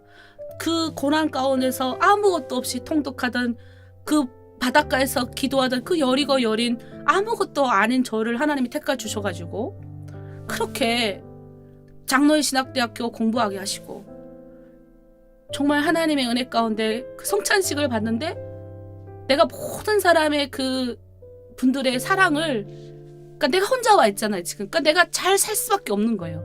내가 못 사는 거는 어찌 보면 나중에 하나님 앞에 갔을 때, 하나님 성경에 보면 그런 게 있거든요. 그들의 그를 어떻게 받을 거예요? 나를 통해 받으시는 것밖에 없어요. 그래서 내가 처음에는 그런 죄책감도 있었어요. 사실은 내가 이렇게 잘 먹고 잘 사는 것에 대한 죄책감도 있어서 처음에는 옷도 안 사고 뭐도 잘 안 먹고 이랬었어요. 근데 그걸 또 이제 만약에 살아계신 만약 그분들이 살아계셨다면 내가 그렇게 사는 걸 좋아하지 않을 것 같더라고요. 그래서 나중에는 정말 긍정적으로 행복하게 또 그분들을 그 신앙을 따라가면서 또 그분들이 내가 바로 살면 그분들이 영광이 되는 거잖아요, 또. 그래서 그렇게 사는 삶으로 인도되어진 것 같아요.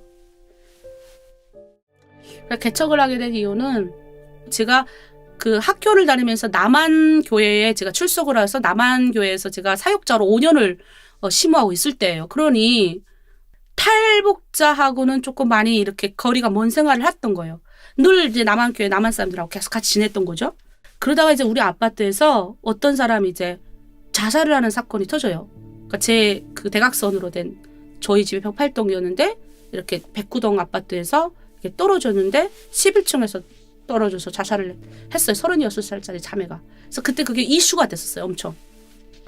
그날 밤부터 하나님이 저를 막 눈물을 흘리게 하시는데, 내가 언제 그 사람을 한 번도 본 적도 없는데 계속 눈물이 나고, 그 다음에 주변에 탈북자에게 관심이 가기 시작하더라고요. 그게 봤더니 탈북민들이 막 이단 그 차에 그 이단들이 그때 당시 막 그게 버스 대절해가지고 와가지고 주일이면 다 싣고 갔었거든요.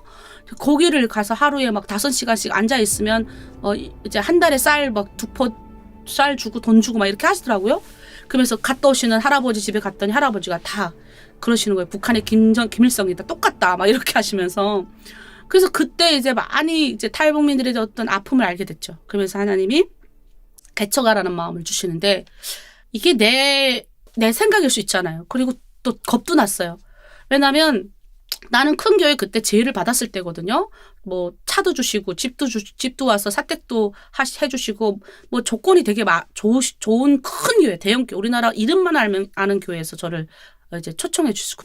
그러니 탈북민에 대해서는 제가 한 번도 생각해 본 적도 없는 거예요. 근데 개척을 한다? 이건 말도 안 되는 거죠.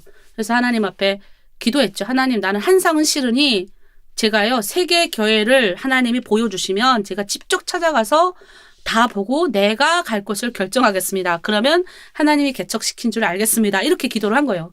그러니까 기도원에 양털 기도를 했죠. 기도원이 양털 이렇게 중간에 넣고 이렇게 하잖아요. 그 기도를 했어요. 그리고 나서 이제 하나님이 진짜 세계를 보여주시는 거예요. 그래서 두 번째에 갔는데 집에서 한 10분 거리 빌라, 상가, 그리고 이제 이미 성도가 한 10명 있어요. 보니까 11조도 잘 나오겠고, 뭐, 나한테 그러더라고요. 이렇게 사례도 다 줄 수 있다고. 자기네는 정말 기다렸다는 거예요. 그래서 거기서 2주를 설교를 했어요. 그런데, 오늘날 거기 교회 집사님이 전화가 온 거예요. 뭐, 저한테, 그때 제가 전도사 때니까, 전도사님, 여기 지금, 수요일하고 주일밖에 못 씁니다. 예, 금요일날 기도할 수 없습니다. 이러는 거예요. 정말 고민이 되더라고요. 금요일을 하지 말라니 이거는 말이 안 되잖아요. 그리고 기도를 쌓아놔야 하나님이 일을 하시잖아요. 정말 열흘을 놓기 어려웠어요. 그거를. 그게 하나님이 주신 게 아닌 거잖아요. 그걸 내려놔야 되는데 하나님이 정말 열흘 동안 내가 계속 그랬어. 금요일 수고해달라고. 그러니까 돈도 포기하기 싫고 그것도 포기하기 싫어서 그랬던 거죠. 그러니까 참 머리 너무 잘 돌아가도 안 돼요. 하나님이 아니라 할 때는 바로 수긍할 줄 알아야 되는데 항상 머리가 먼저 돌아가니까 나는. 그래서 그때 하도 안 가시니까 마지막 하나님이 진짜 등 떠미셔서 마지막 하나밖에 안 남았잖아요. 하나는 좀 지방이었어요. 빌딩이었어요. 여기 와서 사역하라고. 빌딩도 좋고 너무 좋았어. 다 갖춰져 있는데 지방이기 때문에 이제 그게 탈북자도 없고 여건이 별로 없는 데니까 저는 탈북민들을 직접 전도하고 싶었던 거예요. 그때는. 그래서 이제 일로 왔는데 여기 올라갔더니 목사님이 이제 그 개척하는데 자기네 그 교육관 방 한 칸을 내주신대요. 거기서 개척을 거기서 하라는 거예요. 방 한 칸. 그래서 이제 올라가 보니까 방 한 칸밖에 없어요. 이거 큰일 난 거예요. 그래서 한 달을 했어요. 거기서. 근데 우리 북한 성도들 처음에는 이제 제가 양천 아파트인데 양천 아파트 성도들이 저를 꼬셨어요. 사실은. 전도사님이 하면 우리 그 전도사님이 여기서 개척하시라니까요. 막 계속 이랬었어. 자기 예배 드린다고. 그래서 처음에는 다 그 자매들이 와서 같이 예배 드렸어요. 나중에 다 큰 교회 지구촌 교회 가더만. 결국 그 꼬임을 당해 그 자매들 한 명도 남아있는 사람 없고 내가 지금 와서 개척한 거기 있는 주변 아파트가 탈북민들이 다 살았어요. 거기 있는 자매들을 전도하기 시작한 거죠. 근데 제가 전도할 줄 뭐 알아요. 그때는. 하여튼 그때는 정말 하나님 부처만 주십시오. 그럼 내가 최선을 다해 섬기겠습니다. 몰려오는데 정말 그때는 많이 왔었어요. 하나원 나오면 우리 교회로 들어와서 쉼터를 또 했기 때문에 항상 교회 가면 자매들이 7명, 8명 항상 교회에서 살았어요. 그래서 어쨌든 개척을 하면서 그거 시작하는데 어느 날 하나님이 그 방 한 칸에서 시작하는데 탈북자들이 왔다간 가고 하는 거예요. 그래서 근데 내가 기도해 보니까 그때 당시 내 마음이 어떻냐면 내가 대한민국 와가지고 그때가 10 몇 년을 지났을 때잖아요. 내가 너무 많이 가졌더라고. 애 둘 낳죠. 집 임대 아빠도지만 국가에 줬죠. 신대원 지금 거의 졸업하고 있죠. 그다음에 남편이 뭐 그만하면 있죠. 그다음에 나 혼자 왔는데 너무 많이 가진 거예요. 그리고 교회 사역하고 있지. 뭐 내가 봤을 때 하나님이 나 성경책 하나 진짜 가방 안에 성경책 하나 놓고 왔어요. 그 사람한테 이만큼 많이 줬으면 부하게 된 건데 많이 주신 거잖아요. 다시 시작하고 싶었어요. 그러니까 원래 처음 대한민국 왔을 때로 돌아가고 싶어. 하나님 앞에 목사님한테 찾아갔죠. 그리고 처음에 그 전에 남편이 이제 우리도 돈이 없어요. 근데 남편이 그때 중국에 뭐 집 조그만 거 마련한다고 중국에다 다 보내가지고 돈도 없을 때예요. 난 학생이고 남편이 혼자 벌어서 사는데 우리 집에 보증금이 있단 말이에요. 전세니까. 남편이 온 거. 내가 처음으로 우리 남편한테 무릎을 다 꿇었잖아요. 무릎 딱 꿇고 여보 집 돈 좀 빼줘. 그랬어요. 그랬더니 뭐 깜짝 놀라는 거예요. 교회에 이제 돈이 필요한데 저 방 한 칸 갖고는 안 될 것 같다. 그러니까 우리도 좀 필요하니까 이제 해줘. 그랬더니 우리 남편이 알았어. 그러더라고요. 그래서 그걸 빼갖고 목사님한테 갖고 목사님 깜짝 놀라는 거예요. 그게 얼마 되진 않은데 큰 돈을 가져왔잖아요. 목사님이 당장 당회를 하셨어요. 참 우리 목양교회 임준식 목사님이신데 정말 대단하셔요. 당회를 하셔가지고 그 장로님들을 설득하셔가지고 그 옆에 옥상인데 그 옆에 옥상을 트신 거예요. 그래서 그걸 가건물을 지어준 거예요. 예배할 때 하늘이 보였잖아요. 그때 우리 최강 목사님 오셔가지고 설립 감사 예배 이렇게 설교를 해주셨거든요. 2시간을 예배하는데 하늘에서 나는 성령이 임하는 줄 한 명도 다 서서 이렇게 예배 드렸거든요. 120명이 왔으니. 근데 그날 시작할 때 뭐 돈 있어요? 뭐 있어요? 우리 그 준비하는 자매가 남한 자매였는데 아니 목사님 식사는 어떻게 해요? 그때 갈비탕 한 그릇에 7,000원 할 때예요. 일단 그 밑에 갈비탕 집 가서 우리 한 이제 그 80명만 온다고 얘기하세요. 뭐 그렇게 많이 와요? 아니 80명은 와야 되지 않아요? 너무 아니 이거 안 줄 데도 없는데 안 줄 데 없으면 서서 예배하죠 뭐. 그리고 이제 하는데 목사님 돈은요? 아니 왜 돈을 걱정해? 그 돈이 아무 푼도 없을 때 왜 돈을 걱정해? 하나님이 주시겠지. 설립 예배인데 안 주시겠어요? 하여튼 그래가지고 그날 그 오신 분이 갈비탕값 다 계산하시고 80명이 뭐야 120명 그 갈비탕값 계산값 120 몇 명이 온 거예요. 얼마나 많이 왔지. 근데 신기한 건 2시간을 설교를 하고 예배하고 다 모든 행사를 하는데 밖에 나간 사람 한 명도 없었어요. 복도에 서서 다 예배 드리고. 그러니 얼마나 하나님의 큰 축복을 받았어요. 그래서 그걸 개척을 하고 이제 본격적으로 이제 전도를 시작을 했죠. 그래서 참 많은 에피소드가 많아요. 개척을 하면서 참 위기도 많았고 고난도 많았는데 한 번은 이제 그 개척 시작하고 이제 돈이 없는 거예요. 그래서 돈 나가 좀 벌어야 되겠다. 그래서 이제 주변에 우리 목동이니까 학원가가 되게 많아요. 그러니까 제가 그래도 이제 대학원까지 나왔잖아요. 그래서 이제 그 조금 이제 아르바이트로 학원가 아르바이트 좀 해보자. 남편이 그때 병원에 입원해 있었어. 팔 다리 다 고장내서. 이제 하나님이 돈을 관리하시는 방법을 알려주시기 위해서 내가 믿었던 모든 것도 다 끊어내는 거예요. 그 작업을 하나님 하고 계실 때예요. 근데 이제 아기는 이때 15개월밖에 안 됐을 때니까 15개월, 16개월, 막 17개월 요 사이였어요. 그래서 이제 거기 가서 학원 가가지고 이제 일을 한 달 동안 했는데 아마 내가 일을 잘했나 봐요. 그러니까 그 학원 원장이 자기랑 같이 일을 해보지 않겠냐. 그래서 얼마나 그 돈을 그때 300만 원 정도까지 주겠다. 대신 내가 목사인 거 알기 때문에 교회에서 일한다는 거 알기 때문에 교회에서 일을 하니까 주일날 빼주겠다. 토요일 날도 자기가 오후부터는 다 빼준다 이랬어요. 얼마나 조건이 좋아요. 근데 제가 오는 버스 안에서 회개했어요. 하나님 앞에. 돈을 벌 것 같으면 내가 세상에 나가서 돈을 벌지 않아도 이미 큰 교회에 내가 갔을 거고 하나님이 그러면 돈이 없어서 나를 개척교회 시켰을까? 아닌 것 같아요. 뭔가 하나님 뜻이 있는데 내가 이거를 이렇게 하면 안 되겠다. 그날 저녁 와서 다음날 원장한테 전화를 했어요. 나 오늘부터 안 나갈 거다.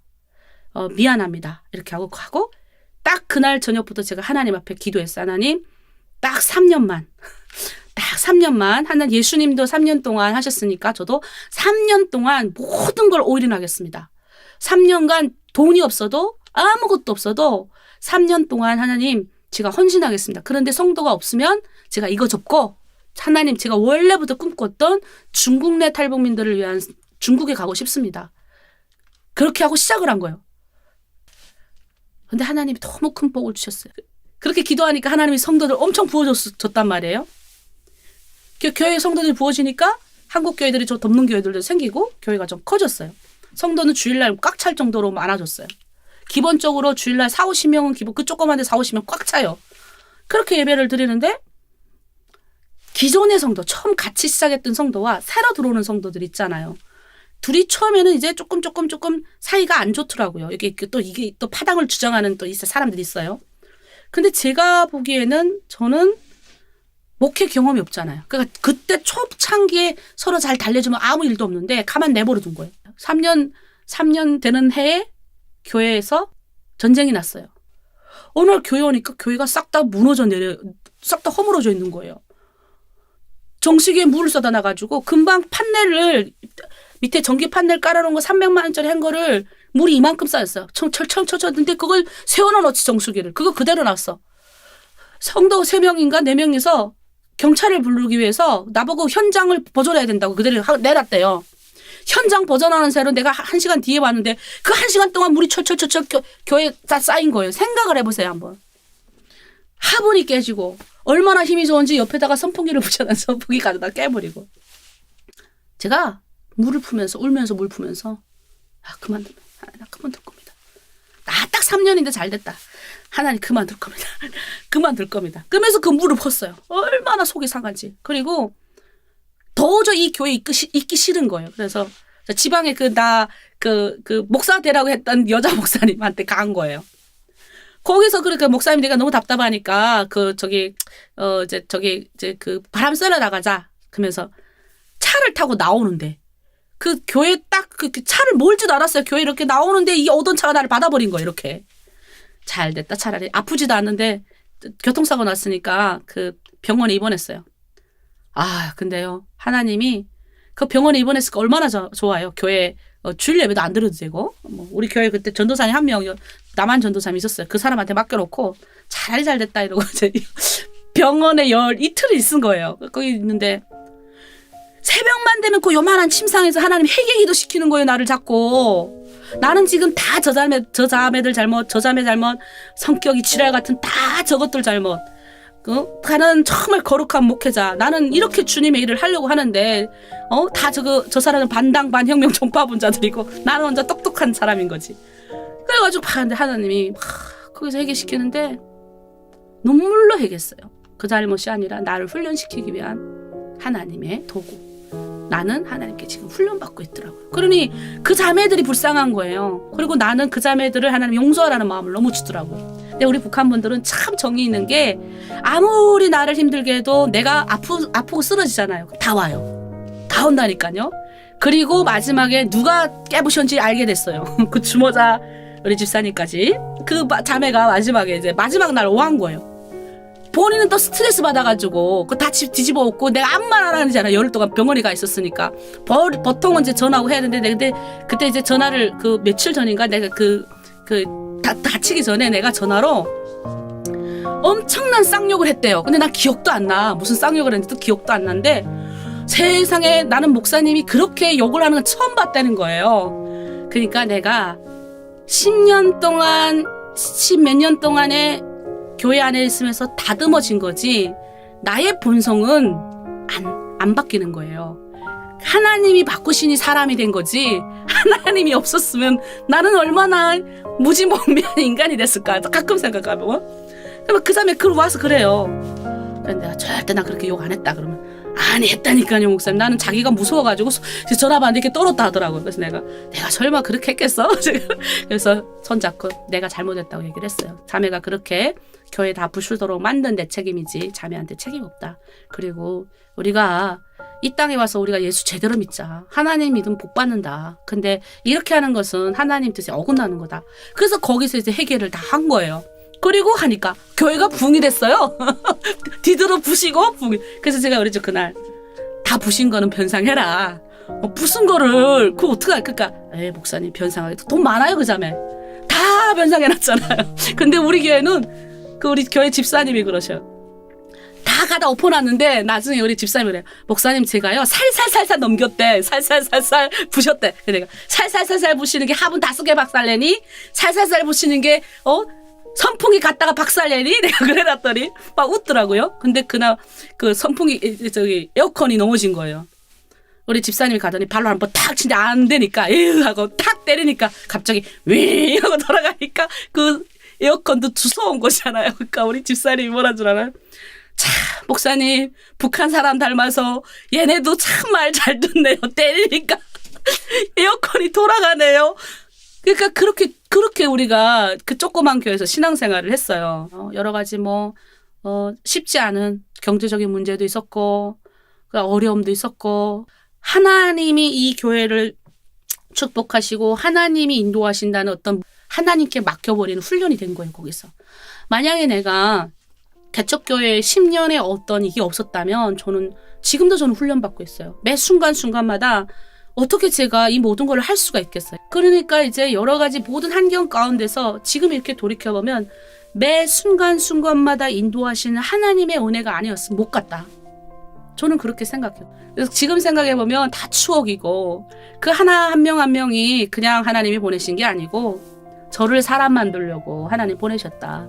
그리고 그 한 명을 하나님이 준비시키기 위해서 얼마나 많은 하나님의 시험과 인내를 통과하는 방법을 제가 그 안에서 배운 거예요. 그리고 그 집사님들도 바뀌어지고 저도 바뀌어진 거예요.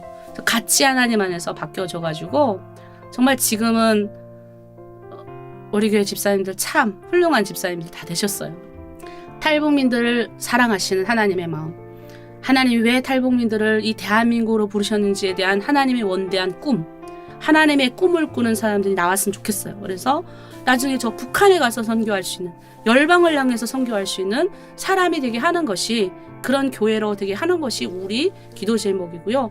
그때까지 우리는 잘 섬겨드리고 잘 주의 종들로서 세워질 수 있도록 하는 역할을 저는 해야 되겠다. 이런 생각을 가지고 내년에는 주님의 말씀대로 부족한 저는 더 충성하고 주님 시키는 대로 주님 가라명하심 가고 설화하면 서고 그렇게 내년에도 우리 탈북민들을 귀하게 여기는, 그래서 우리 집사님들, 7집사님들, 우리 교회에 계신 남가북의 7집사님들, 제가 그동안 너무 중국에만 성도들만 생각해서 좀 미안한 감이 있어요. 그래서 가끔 우리 성도들, 중국 성도만 성도입니까? 우리도 성도입니다. 이래서 가끔 제가 회개하는 마음으로 있습니다. 혹시 이 영상을 보시면 제가 다 마음에 생각하고 있으니까 우리 남가북의 7명의 우리 집사님들 협업해서 내년에는 부흥하는 그런 교회가 됐으면 좋겠습니다.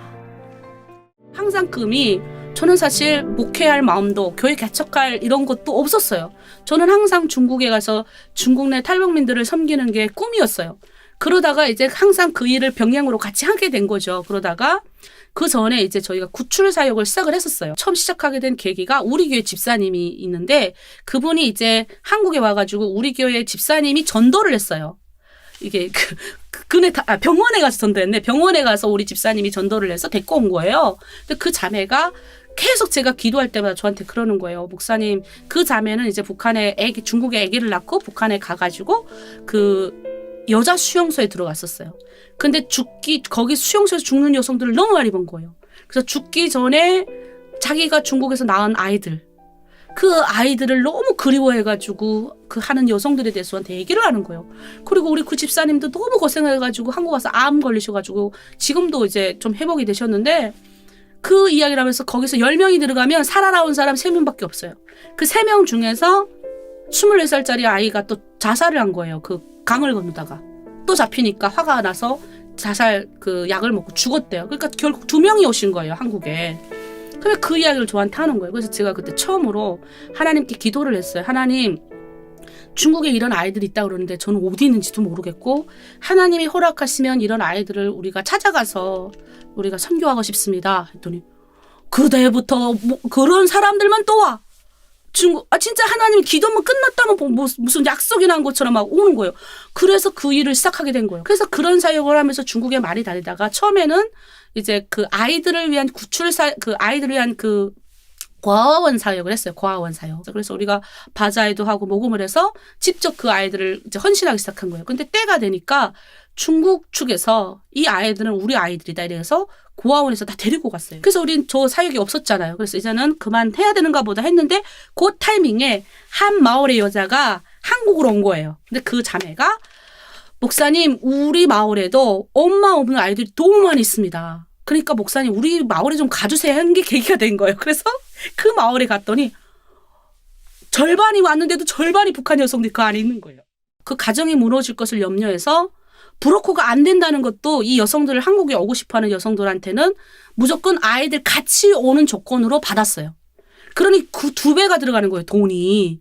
애기가 울면 어떡하냐고 막 브로커가 막 절대 어린애들은 받을 수 없다 이러는 것도 정말 깐난 얘기 아니면 다 업고 산을 넘었단 말이에요. 그러니 2배, 3배 들어간 걸 데리고 왔는데, 데려와서 얼마 안 지나 아이를 또 다시 데리고 가더라고. 아빠한테 데려다 주고 자기만 오더라고요.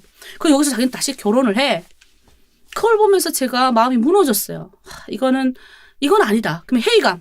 나는 결국 하나님의 일을 한다 그러면서, 사실 우리 남편이 그러는 거예요. 네가 그 자매를 안 데리고 왔으면 그 자매는 지금 거기서도 아이를 키우고 잘 살았을 거다. 그 자매는 정말 중국에서도 잘 사는 집에 시집을 가서 거기서도 가정 지키면서 잘 살 자매였던 거예요. 그거를 이제 어찌 보면 제가 데려온 거잖아요. 근데 난 또 그거죠. 그게 무슨 삶이니? 아내가 밖에 나가면 맨날 감시하고 그렇게 살 바에는 거기 사는 건 아닌 것 같아 하면서 딜레마가 생기는 거예요. 가정이 깨졌으니까. 그래서 그 이후에 구출사역은 안 한다. 대신 가족 회복 사역을 하고 싶어서 이제 만나는 자매마다 한국 안 오길 원하는 자매만 제가 컨택을 하기 시작한 거예요. 그때부터. 그러다가 이제 그 자매를 모아놓고 3박 4일 공부시키고, 여 지역이면 한 7명 모여서 여 지역 하나의 공동체 만들고, 그 다음에 여 지역 가서 이렇게 해서 4개, 5개를 만들었을 때 코로나가 터진 거예요. 그러니 건너 들어갈 수가 없잖아요. 어느 날 어느 한 공동체가 방을 이렇게 위챗으로 만들었어요. 만들고 나서 나한테 연락이 온 거예요. 날 초대했더라고요. 그러면서 저한테 그러는 거예요. 선생님, 우리 위챗에서 그냥 우리끼리 성경 말씀 이렇게 읽어 올릴게요. 선생님은 그냥 우리가 읽어 올리는 대로 그냥 들으세요. 그러더라고요. 그러니까 처음에는 안 했어요. 그 자매들이 다 한 거예요. 처음 시작도 그 자매들이 한 거예요. 그 다음에 하다가 이제 선생님 우리 한번 모임할까요? 그러더라고요. 그래서 그럼 모임을 위챗으로 한번 합시다. 그래서 위챗으로 모임을 하게 된 거예요. 그래서 그게 계기가 돼서 그래서 방을 묶었죠. 지역별로.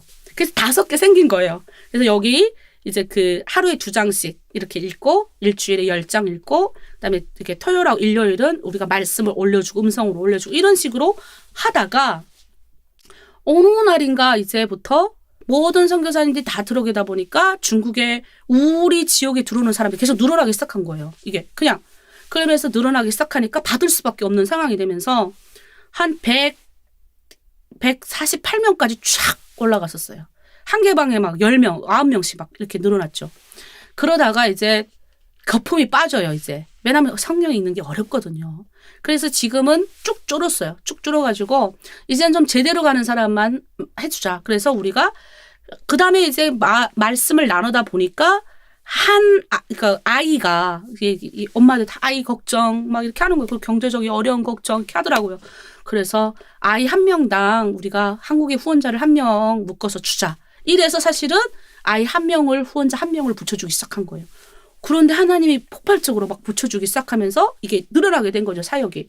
그러니 소문이 난 거예요. 소문이 나가지고 뭐 그냥 엄청나게 많이 몰려오더라고요. 근데 조건이 있잖아요. 우리는 성경을 공부하는 공부방이에요. 그래서 일주일에 성경을 읽어 올리고 그거를 또 주일에 또 다시 읽어 올릴 뿐만 아니라 저희는 수요 예배 들어와야 되고 금요일 전체 연합 기도에 들어와야 되고 주일 예배를 들어와야 돼요. 이게 출석과 같은 거예요. 들어오면 자동 탁탁탁 기록이 돼요. 그 시스템을 만들어 놔가지고 그리고 그 예배를 이제 사모하는 마음을 하나님이 부어주게 만든 거예요. 주일 예배 못 들어오는 사람은 어떡합니까? 주일은 기본 원칙이지만 예배는 줘야 되거든요. 그러니까 밀당을 잘해야 돼요. 그래서 수요 예배도 근데 수요 예배는 예배만이 아니라 나눔. 중간에 나눔을 넣었는데 싹 올라오니 그게 줌이 좋아요. 나눔을 다 할 수 있잖아요. 방을 파가지고. 그러니까 깊어지는 거예요. 그러니까 사실 수요 예배는 주일에 안 들어오는 사람이 들어와야 되는데 주일에 들어온 사람이 들어와. 그러니까 더 인원이 많아진 거예요. 그러니 할 수 없이 제가 혼자 못해요. 처음에는 제가 한 달은 혼자 했어요. 근데 못하겠더라고. 그래서 또 같은 우리 교회 부목사님들, 선생님들 붙여가지고 방을 파가지고 나눔을 하기 시작하고. 그래서 이런 것들을 하면서 성도의 수가 늘어나게 되고 그리고 이제는 좀 더 깊어졌어요. 지금 우리 아카데미 8주 이번에 계획을 했거든요. 중국 내 50명이 신청해서 2주째 지금 하고 있는데 제가 느끼는 건 뭐냐면 확실히 성경 공부시키고 믿음을 그리고 저희는 공동체성을 강조해요. 교회성. 왜냐하면 제가 대한민국 와보니 중국에서 10년 동안 성경 읽은 분들이 너무 많은 거예요. 저보다 성경을 너무 많이 아는 거예요. 근데 교회를 몰라요. 공동체를 다 파괴해. 그러니까 자기가 뛰어난 어떤 존재로 보이기는 좋아해요. 그래서 여기가 칭찬 듣고 저기 교회 칭찬 듣고 이렇게 하는 건 좋지만 내가 어떤 한 교회에 소속돼서 거기서 헌신하고 낮아지고 섬기는 거는 꽝이요, 꽝. 그러니까 거기 가면 뭐가 되냐면 항상 싸움의 주동문자가 되고 분란을 일으키고 신앙생활은 10년, 20년 한지 모르지만 너무너무 그 모습은 하나님의 형상이 없는 어찌보면 북한 사람의 그대로의 모습에 또 말은 너무 잘해. 말은 잘하고 성품은 아주 깡이고 전도 한 번 하지도 않고 돌아가면서 교회 돌아다니면서 목회자 상처 주고 성도들 교회 파탄시키는 성경은 너무 잘 아는데 공동체를 모르니까 이런 아주 나쁜 하나님께 쓰임받는 사람이 되더라고요. 그래서 제가 중국 내 공동체들도 그런 사람이 너무 많아요. 왜냐하면 온라인이 시작되고 나서 많은 그 선교단체들이 똑같이 저 같은 걸 하는 거예요. 저한테 노하우도 달라고 해서 제가 주고 해요. 근데 저는 이걸 새롭게 우리는 공동체를 만든 거예요. 그래서 공동체성을 중시하고 그래서 신방을 강조하고 그리고 그 성도들한테 계속 얘기해요. 내가 나보다 남을 낮게 여기는 마음을 공동체에서 배우지 않으면 내가 아무리 성경을 많이 읽고 공부를 많이 하고 정말 어느 어떤 좋은 거를 받는다 할지라도 예수 그리스도가 피로 사신 공동체를 지켜내지 못하고 함께 그 안에서의 어떤 헌신과 나눔이 없는 사람이라면 헛 일을 하는 거다 제가 그래요. 노골적으로. 여러분 그거는 하나님의 뜻이 아닙니다. 그래서 공동체성을 더 강조시키는. 그래서 그런지 모르겠는데 좀 많이 이제 헌금하시는 분들도 많이 늘었고 오히려 거기에는 옛날에 우리가 예루살렘 교회가 어려웠을 때 해외에 있는 안디옥 교회가 헌금했던 것처럼 우리가 이제 이사를 간다 그러니까 중국에 있는 성도들이 헌금하는데 기가 막히게 헌금하는 거예요. 그 한국 돈으로 3만 원씩 헌금해요. 4만 원, 5만 원씩. 있을 수 없는 일이에요. 그런 걸 헌금한다니까요. 중국 내 공동체 자매들이. 훈련을 주니까. 그리고 제가 이제 목회를 하면서 이제 성경을 가르쳐 보면요. 북한에서 받았던 어떤 조직 생활, 거기서 이제 그 말씀 넣고 훈련 받았던 것들 있잖아요. 북한이 교시 넣고 훈련 받고 강연회 넣고 훈련 받고 이런 것들을 북한 사람들이 너무 그게 익숙하니까 성경을 읽을 때 잘 들어가요. 제대로 훈련 주면 잘 들어가요, 말씀이. 그리고 그 말씀을 자기의 삶에 결부시켜요. 그건 너무 잘 된 거예요. 근데 환경이 예를 들어서 너무 좋은 환경을 가져다 놓으면 이게 훈련이 안 되는 거죠. 왜? 선택하는 문제니까. 그러나 내가 환경을 다 닫아놓고 선택을 내가 시키는 거예요. 요거 한번 해볼래요? 그래서 이 선택을 하나님의 말씀을 시켜놓고 그게 충분히 들어간 상태에서 이 문을 다 허무는 거예요. 그러면 아무리 세상에 좋은 길이 열려도 내가 가지고 있는 것들이 크기 때문에 이거 안 따라가요. 그거를 지금 하고 있는 거죠. 저희가 작업을. 그게 통독이다. 근데 여기 대한민국에서의 통독은 내가 선택해야 되는 문제인 거예요. 이거는 내가 이대로 가세요라는 문제가 아니라 내가 이것도 하고 이것도 하는 중에서 선택하고 가야 되니까 이게 들어가는 사람은 제대로 할 수 있는 사람이죠. 근데 내가 북한 분들을 보면 그게 어려워요. 그러니까 자기가 선택해서 딱 하기가 어려워요. 왜냐하면 환경이 주어져야 할 수 있는 환경이 크기 때문에. 그래서 그럴 기회를 안 놓치죠. 저는. 그런 기회가 있는 사람한테 중국 내 탈북민들이 그런 분들이겠죠. 그래서 저는 내가 받았던 복음을 주고 싶었어요. 여기 와서도 흔들리지 않는. 근데 보니까 말씀밖에 없는 거예요. 그들이 내가 흔들리지 않았던 것은 통독을 했기 때문에 말씀이 들어와서 그걸 사는 훈련을 해봤기 때문에 이게 여기 와서도 안 흔들린 거예요. 제가 중국 자매들 보니까 꿈이 없는 거예요. 꿈. 소망이 없는 거예요. 제가 중국에 처음 왔을 때 꿈이 없었어요. 소망이 없었기 때문에 제한이 되는 거예요. 남편에게 제한이 돼 있고. 밖에 나가면 안 되니까 정부에 제한이 돼 있고. 자기 동네를 떠날 수가 없고.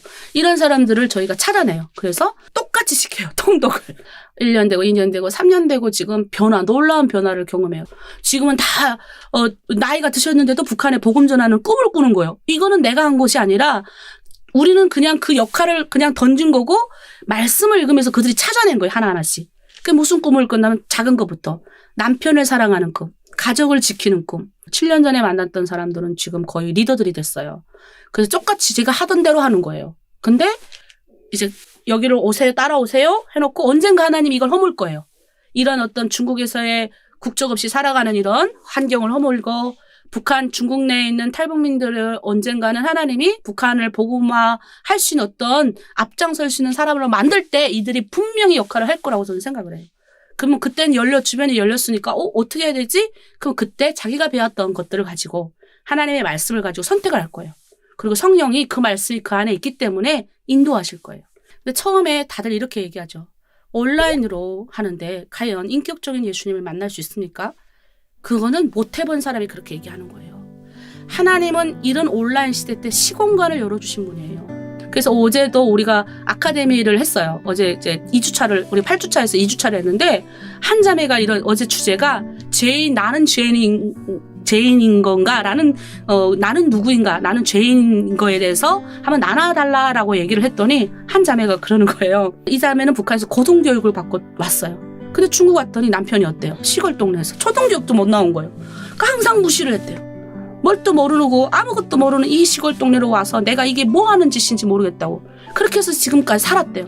근데 계속 선생님들과 말씀 공부하고 오늘 또 이거 들으면서 자기가 요즘 남편한테 드는 생각이 하나님 앞에서 죄인이잖아, 자기가. 자기 이렇게 보니까 자기 남편보다 더 죄인이더래요. 그걸 깨달은 거예요. 그러니까 남편이 다시 보이는 거예요. 자기 자녀가 다시 보이고 이 환경 내가 갑갑해했던 답답해했던 그리고 나 자신이 이렇게 살아야 했던 이게 재수 없어서 이렇게 걸린 인생이 아니라 하나님이 인도하신 인생. 이 비전이 확 달라지니까 얼마나 환경은 나아진 거 없죠. 똑같죠. 남편 여전히 일 안 하고 시부모는 병원에 있고 아이는 아침마다 학교를 계속 데려다 줘야 되고 이분은 여전히 몸이 아파요. 근데 얼굴이 달라지고요. 감사하니까 남편이 까지 달라지는 거예요. 이거를 경험했다고 이제 간증하는데 제가 그랬어요. 여러분 제가 여러분 때문에 삽니다. 제가 여러분 이거 처음 시작한다 했을 때 다 반대했다고. 그래서 지금은 저희가 온라인이지만 인격적으로 주님을 만납니까? 라는 질문에 저는 만날 수 있다. 하나님이 시공간을 초월하시는데 그리고 중국에 얼마나 많은 우리 탈북민들이 있습니까? 근데 신기한 건요. 제가 코로나19지만 이 복음의 열정 식지 않잖아요. 이거 어디서 나오겠습니까? 그들하고 수요일 만나죠. 금요일 만나죠. 요즘은 목요일 만나요. 또 목요일 우리 지금 수요일 끝나면 바로 목요일 아카데미니까 또 만나잖아요. 만나는 사람은. 주일날 예배하죠. 그다음에 지금은 또 우려 선교까지 주일날 다 해요. 우려 그것도 진로를 받죠. 그러니까 이 모든 것들을 다 온라인으로 하는 이 시대 가운데 하나님 열어주신 거잖아요. 그래서 이렇게 저희가 지금 코로나19지만 하나님이 주신 사명을 온라인이라는 어떤 이런 것들을 통해서 어찌 보면 더 폭발적으로 오히려 제가 7년 동안 열심히 중국에 다니면서 발뛰면서 만났던 것보다 오히려 이게 앉아서 더 늘었어요. 제가 1호방부터 5호방이었다면 그때는 뭐 한 40명도 안 됐어요. 30몇 명밖에 안 됐다면 지금은 2년 새로 온라인으로 거의 100 몇 명이 넘어나는 거의 그 하나님이 그 축복을 내주신 거죠. 그래서 혹시 이 영상을 보고 계시는 목사님들이 계시다면 특히 교회에서 담임을 하고 계신 목사님이 계시다면 저는 꼭 남과 북의 그 하나됨을 위해서 축도를 했으면 좋겠어요. 그러니까 물론 우리가 해외 선교도 하고 다 해야 되지만 북한에서도 복음이 흘러왔잖아요. 그러면 다시 한원할 수 있는 그래서 남과 북의 성도들이 함께 하나님께 축복받을 수 있는 땅이 돼야 세계 선교도 할 수 있다고 생각을 해요. 제가 세계 선교를 왜 안 하고 싶겠어요. 저도 하고 싶어요. 그런데 동족이 눈에 먼저 밟히지 않아요. 근데 그 동족이 눈에 밟히니 동족들을 하나님이 보내신 거예요. 한국에. 근데 지금 한국에 오니 어때요? 탈북자는 가난한 거지가 됐어요. 탈북자는 남한 사람들 눈에는 다 이상한 사람을 비춰주는 거예요. 그러니까 탈북자는 교회 안 가죠. 그러나 우리가 중국에서 배운 복음은 우리를 사명자로 만들어줬어요. 우리는 가장 고귀한 사람으로 배우게 만들어졌다고요.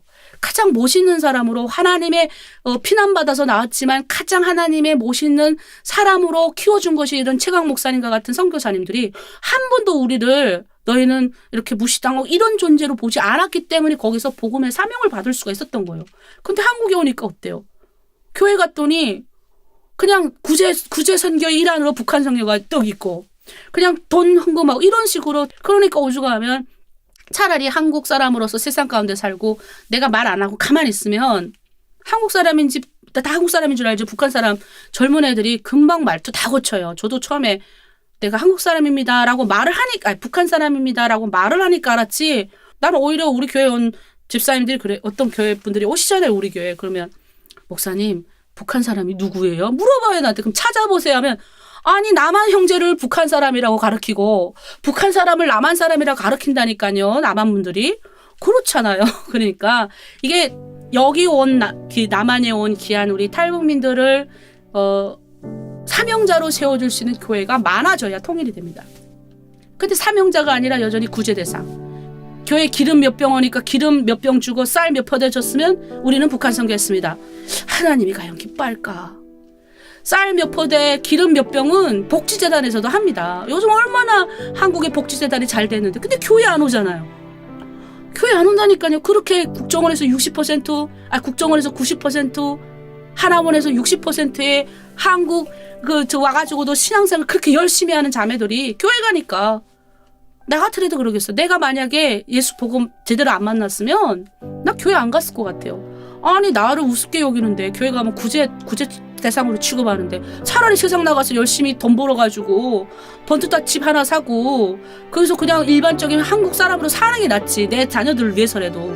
근데 교회 가니까 어때요? 여전히 딱지 북한 사람. 그러니까 북한 사람이란 딱지가 붙어도 북한 사람에 대한 인식이 이들이 하나님이 이 땅에 보내준 선물, 하나님이 이 땅에 보내준 사명자, 하나님이 이 땅에 보내준 통일의 일꾼, 선도자로 목사님들이 그렇게 생각했던 목사님들이 교회 설교를 하고 그렇게 사명의 의미를 부어주면 어느 누가 탈북민을 거지 취급하겠어요. 사회에서도 안 그렇게 한다고요. 그러면 어때요? 교회로 몰려오죠. 그러면 거기에 좋은 인재들이 오니까 그들을 잡아서 하나님의 일꾼으로 키워놓으면 통일이 왜 앞당겨 앉습니까? 근데 그 일은 안 하잖아요. 여전히 북한 선교는 조그맣게 그냥 쌀 몇 포대 지원. 물론 저도 그게 기해요. 저도 그거 받아서 사역을 하잖아요. 저도 그거 받고 싶어요. 왜냐하면 사역을 하려니까 그런 것도 받아야 되잖아요. 근데 목사님들이 말 한마디가 다르다는 거죠. 목사님들이 강대상에서 우리 앞으로 통일의 사명자입니다. 매번 말해보세요. 성도들이 앉아두는 성도들은 목사가 말하면 다 알아들어요. 근데 목사가 불쌍하잖아요. 우리가 돕지 않으면 불쌍하잖아요. 아니 뭐 우리가 밥 먹으러 왔어요 대한민국에?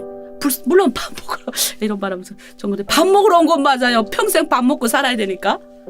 그런데 하나님이 이 땅 중국에서 우리가 불렀을 땐 중국에도 밥 먹으러 왔는데 어떻게 해요? 밥 먹으러 비록질하러 다니던 사람들 너는 비록질하는 사람이 아니야. 너희는 하나님의 사명자야라고 우리에게 북 뜯어줬고 복음 들고 북한 가서 너 죽어가는 형제들을 살려내야 돼라고 했던 그 선교사님들이 외침을 들었기 때문에 우리는 다 바뀐 거예요. 근데 한국에 와서 똑같은 메시지가 선포되는데 근데 똑같은 메시지가 그게 탈북자 어떤 한국의 여러 가지 환경적인 요인도 있겠지만 저는 세계 이게 여기에 흩어져 있는 한국 교회 목사님들의 어떤 북한을 바라보는 것들이 제대로 되지 않으면 저는 통일이 어렵다. 하지만 이제라도 이 영상을 보고 계시는 목사님이 계시다면 그 교회에서 축도, 남과 북의 하나됨을 기원하는 축도, 그리고 탈북민들을 좀 세우는 어떤 사명자로 세우는 교회로서 그렇게 또 통일 선교사들을 세우는 교회로서 간다면 사명자로 하나님 부르셨다. 왜 그 죽어가는 사람들 속에서 너희를 불렀겠냐. 복음 들고 북한 가야 된다. 그러니 막 불타는 거예요. 거기에 은혜 받으니 얼마 불타요. 그 목숨을 버리는 거에 가서 극단 가서. 근데 한국에 오니까 어때요? 좋은 하나님의 축복이 옵니다. 집도 큰 거 사야 되고 차도 좋은 거 사야 되고 이런 거 맨날 설교 듣는데 사명은 어디다 갖다 다 판가치고 집 사고 차 사고 좋은 거 먼저 행복하게 사는 거 가 있는 거예요. 저는 중국에서 받았던 그걸 있었기 때문에 지금까지 여기까지 와서도 그 사명대로 가는 게 아닐까. 남한 사람들도 통일사역자로 서야 됩니다. 왜냐면 남한 분들의 어떤 의식이 바뀌지 않으면 통일이 어렵잖아요. 그래서 좀 그런 것들로 저는 갔으면 좋겠다. 이런 마음이 있습니다.